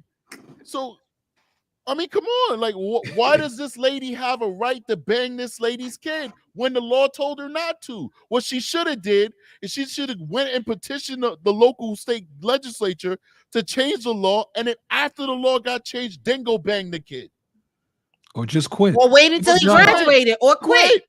And quit. Again, say, I quit, and I'm gonna have sex with you now. And now we can't do nothing about it. The fact that the law is the law, I'm saying I agree with you. What I'm saying is I don't agree with that law, and I think it should be changed. That's what I'm saying, because all the points that you guys are saying, I understand that, but I'm speaking from my perspective on it, and I know when I was at 18 years old, even if an older woman I was dealing with or whatever, this, that, and the third, I wouldn't be manipulated. I didn't feel I was manipulated or anything like that. So that's what I'm saying. I'm looking at it from my life experiences. And I'm like, yo, at 18, when I did what I wanted to do, because I lost my virginity at 18. And when I lost my virginity, I knew. You said what? He's a late bloomer, bro. Yeah. Well, you ain't qualified for this conversation. Here's You the wasn't thing. smashing. Here's Get the out of thing. here. Here's the thing. Just like you said, you were taken advantage of. I was taken advantage of when I was young, so I I'm don't sorry to hear consider that. that as me losing my virginity. No, respect So and I apologize, man. so I lost my virginity at 18, Mhm. and at 18, when it was time to lose my virginity, yo, Mhm. your boy was ready. Like I'm Mhm. like, yo, because everybody around me was getting their rocks off, and I'm like, yo, I'm ready to get it in. So I'm looking at it on that level. You get what I'm saying? So I'm like, at that level, when I was like, I was ready, a person wasn't going to take advantage of me. But again, like I'm saying, I understand everything you guys are saying, and I'm not saying you're wrong. I actually agree with you. But I'm just looking at the other side where I'm like, yo, at 18, though, as I didn't like a person wouldn't take advantage of me. Like the thing with Cassie and all of that stuff was they were physically abused. This wasn't a case of physically abusing them. It was just they were having relations. So of course, if she was physically abusing them, yes, I would have a problem with it. But what about So, grooming? You know, you don't think that there was grooming involved in this relationship? I think a male would more so groom a young girl than a woman Nah, grooming man, I a do guy. not. You No, don't no, think no, so? no, no, no, no, You don't think so? Wow. You don't think so? Nah, I'm gonna bro. say it like this. Okay. I think anybody can groom. I think anybody can groom. Anybody can groom. Okay. With the right gift. I'm gonna say with the right personality. Because if you got the gift of gab and you know how to pull on somebody's heartstrings, you can probably get them to do whatever you want. What you And said is the let me- same thing like domestic violence, where people don't think that women abuse men. Women abuse men just like men abuse women. I mean, I guess the higher rate is men, and maybe it's because women report it more than men.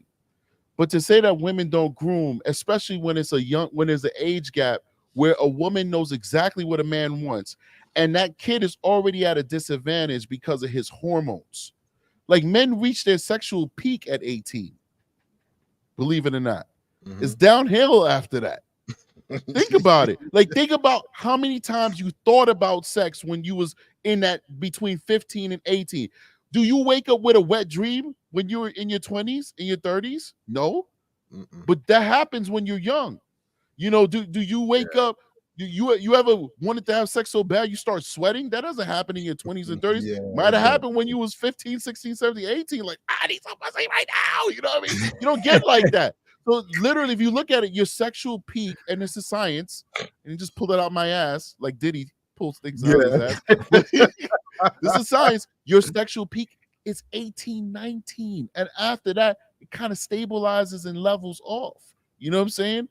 She doesn't even need to work that hard. But as a grown woman, especially a very attractive woman who's had a lot of practice, I'm not saying she's a whore, I'm just saying a lot of practice dealing with men and knowing what men like to see as an attractive woman, it's very easy for her to take advantage of him and groom him. And I think it's disingenuous for us, not you particularly matter, but it's disingenuous in general for us to pretend that grooming is only something that men could do. Women are just as evil as men. I worked in a female prison where women raped little boys and were serving 25 years for literally raping little boys. Anybody's capable of it. Now, let me just say this. I'm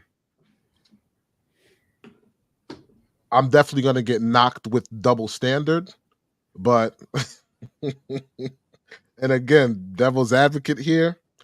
My son at 18 years old, I'd have nothing to say with it, but my daughter, yeah, I'd have a problem. So, and that's a problem. That's a problem. So I'm just putting it out. That's why I'm like, I agree with you guys, but I'm just also looking at a different perspective of it because I know where I was, where I'm at 18, and there's going to be people who have that same stance where it's like, yo, at 18, I don't see nothing wrong with it. You know, this, that, and the third, blah, blah, blah, and all of that stuff. So I just want to make sure I put that in perspective. Let me ask you though. So you would change the law, all right? Because you're looking at it through your own eyes. Just because you could handle that, you're saying you would change the law, even though you know there are people that wouldn't be able to handle that, though. I would change the law on the strength of it not being a felony, but getting the teacher fired. The problem I have is the felony part of it. I That's would to be even. deter I her would. from. I would even be cool if it was a misdemeanor or something like that. But a felony for a child that's 18, that's legally an adult. I don't agree with that. I think the reason why they attach the felony is because that's Mhm. the deterrent.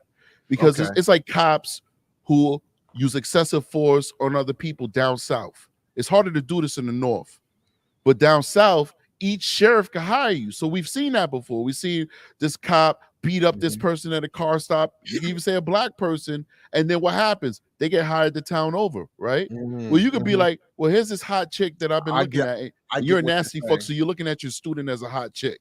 I You get should. what you're saying. I get So You know what? I'm about to Alright. resign. I'm gonna bang her, and then I'll You get know it. what? I'll just be teaching in the town next over. So you all know right, what? so I You know got what? you on. Hold on. With that explanation, I can agree with you then. Because it breaks it down in layman's term where it's like, not layman's term, where I get it now. I understand it. So got you. Got you. Go But I ahead. got you one even better. It was because the teacher was more than 4 years older. If the teacher was not more than 4 years older, they would not have been able to add the felony G. Are you sure about that? Yeah, I just pulled up the law for North Carolina, Okay.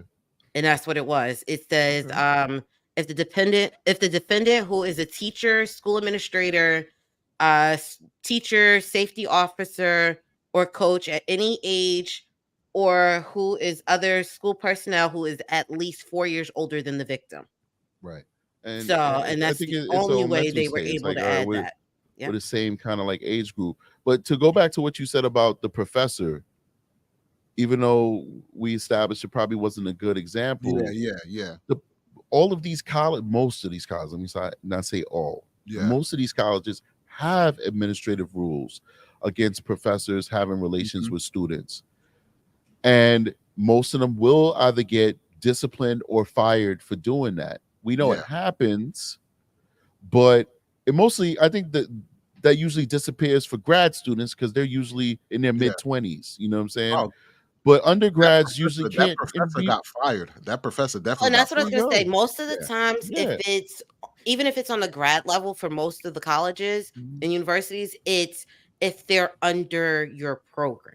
So that's Right. usually where that gray area comes from with some of them. Right. Because there are cases where it's like, oh, well, we got married to avoid, some of the backlash because it's happened. You have people who they dated their student after they was no longer their student. But a lot of times the school frowns upon it if it's happening while they're still in that program. And let's just say you're the head of the program and they're the teacher's aide. And it's like, oh, but you go to school there. No, sorry, it's the power move. Think about that. I gotta get out of here soon. Yeah. But think about that mother now having to hear that her son, who isn't even out of high school yet, who's on the rugby team, is now expecting a child. From this 26-year-old teacher. You know what I'm saying? Pregnant? No, I'm just saying. Think about it. There was one. There was if I'm not mistaken, I think the teacher. There is a teacher that is pregnant by a 14-year-old. I think it was like he was like 14 or something. That's insane, man. I think that's why they do it though. I think they want to have kids and their husbands don't want to have kids with them. So it's like, let me just have this kid get me pregnant. He's not going to take care of this kid. He's going to why? I think that you give them too much credit. They're pedophiles. Yeah, exactly. Because why a 14-year-old? You could have did that with Craig or Ray on the block. There is something called hebephilia, which is the attraction to teenagers. Pedophiles like a colloquial term for everything. It's not. It's prepubescent. We're talking about 11 and under, no breasts, no hair on the genitals. When there are many people who are genuinely attracted to teenagers, all right? And a lot of these teachers, that's what they are. Just like how people say that, people become cops because they're on power trips and stuff like that, you know what I'm saying? I don't agree with it, but I've seen it. There's a lot of people, well, I'm attracted to this. Well, how do I get access to my prey? That's what That's people do. It's crazy. a subconscious thing. It's not like they're like, oh, I should go to school and be a teacher because I'm attracted to teenagers. I want to have sex with them. No, you're attracted to them. You like having them in your company. So you steer towards programs and professions that put you with the company you want to keep. It's almost a subconscious thing. And that's why this is happening. And it's disgusting. Even if you could get older people that's attractive, they still prefer kids. Because it doesn't turn them on. It's literally a mental illness. Literally. Just like how, I don't know what your type is. Well, let's assume you don't like to be inclusive and not to disrespect anybody. Let's assume you don't like very skinny women. Because you know if we say fat, we're going to get canceled. Yeah. You don't like very skinny women. If a very skinny woman was laying on your bed and she's like, what's good? You may not be interested in moving forward because that's just not your type. Yep. It's the same thing with these fools. The most beautiful woman on the planet who's 25, 30 years old could be like, hey, let's do it. And they're like, no, I'm attracted to the body of a prepubescent child, and that is pedophilia, or a teenager. And that is hebephilia, if I'm saying it correctly. Okay. Wow. Yeah. But that's nuts though, man. But yeah. I give it, you guys convinced me. I definitely changed my perspective on things. So kudos to the panel, man. Kudos to the panel. Shout out to you guys. But yeah, that's gonna, well, let me throw the chair in there. But yeah, that's pretty much gonna wrap it up, man. Is there anything else that anybody want to speak about on the panel before we wrap this up? This was definitely a damn good show. Definitely a damn good discussion. I just want to do a big shout out to my channel, man. Please come join the Strategic Eyes show. If you're on Facebook, Twitter, wherever you're watching this, log on to YouTube, subscribe to my channel, Strategic Eyes. We talk about everything. And then I'm hooked up with these fine people. We do collaborate. So also, if you're subscribed to my channel, please make sure you subscribe to them as well. And, you know, let's build this network up, man. Let's show this love and build this up, beat this algorithm. Yes, those who are subscribed to Matter of Opinion, definitely hop over to Strategic Eyes, subscribe over there. At the end of the day, man, I just gotta say, I know everybody talks negative about the whole Me Too movement and everything like that, and it's like, oh, women are in power, yada yada, this, that, and the third, and they're looking at it as a quick come up as far as these, you know, Diddy cases and all these other people, celebrities, people in power who are, you know, getting sued, wind up thrown in jail, whatever, because of their past. At the end of the day, what I will say is, just imagine if that was your daughter, your aunt, your loved one, or whoever who were victims of these people. Would you have the same mindset of thinking, oh, this Me Too movement is too much, or whatever the case may be? That's the question I want you to ask yourself, because it's easy to sit there and think, oh, there's just a money grab. But after listening, having the discussion on this panel, for me, because at one point I was thinking it might be a money grab or whatever, but as I look further into it, I'm like, no, that's not what it is. So just do your diligence, get all the facts, get all the information, and always just put it in your mind. If this was my loved one, would I have that same reaction that I'm having now because this does not hit home or this is not close to home? So just keep that in the back of your mind. With that being said, thanks for tuning in, ladies and gentlemen. Definitely hit that subscribe button, hit that like button. If you're on X or you're on Facebook, hop over to Matter of Opinion, hop over to the Strategic Eye Show. Definitely subscribe and stay tuned for more collaborations like this, man, because I love these collaborations. I love these talks. It is what it is. And definitely appreciate you being on here too, June. Thank you for having me. Yeah. And if you want to check out some sports content, everything sports, and you're into sports, hop over to me and June's channel. Don't call it locker room talk, because we have our opinions on sports and everything like that. So with that being said, ladies and gentlemen, I hope everybody have a good evening. Stay safe, stay blessed, and we will catch you, ladies and gentlemen, on the next one. Peace.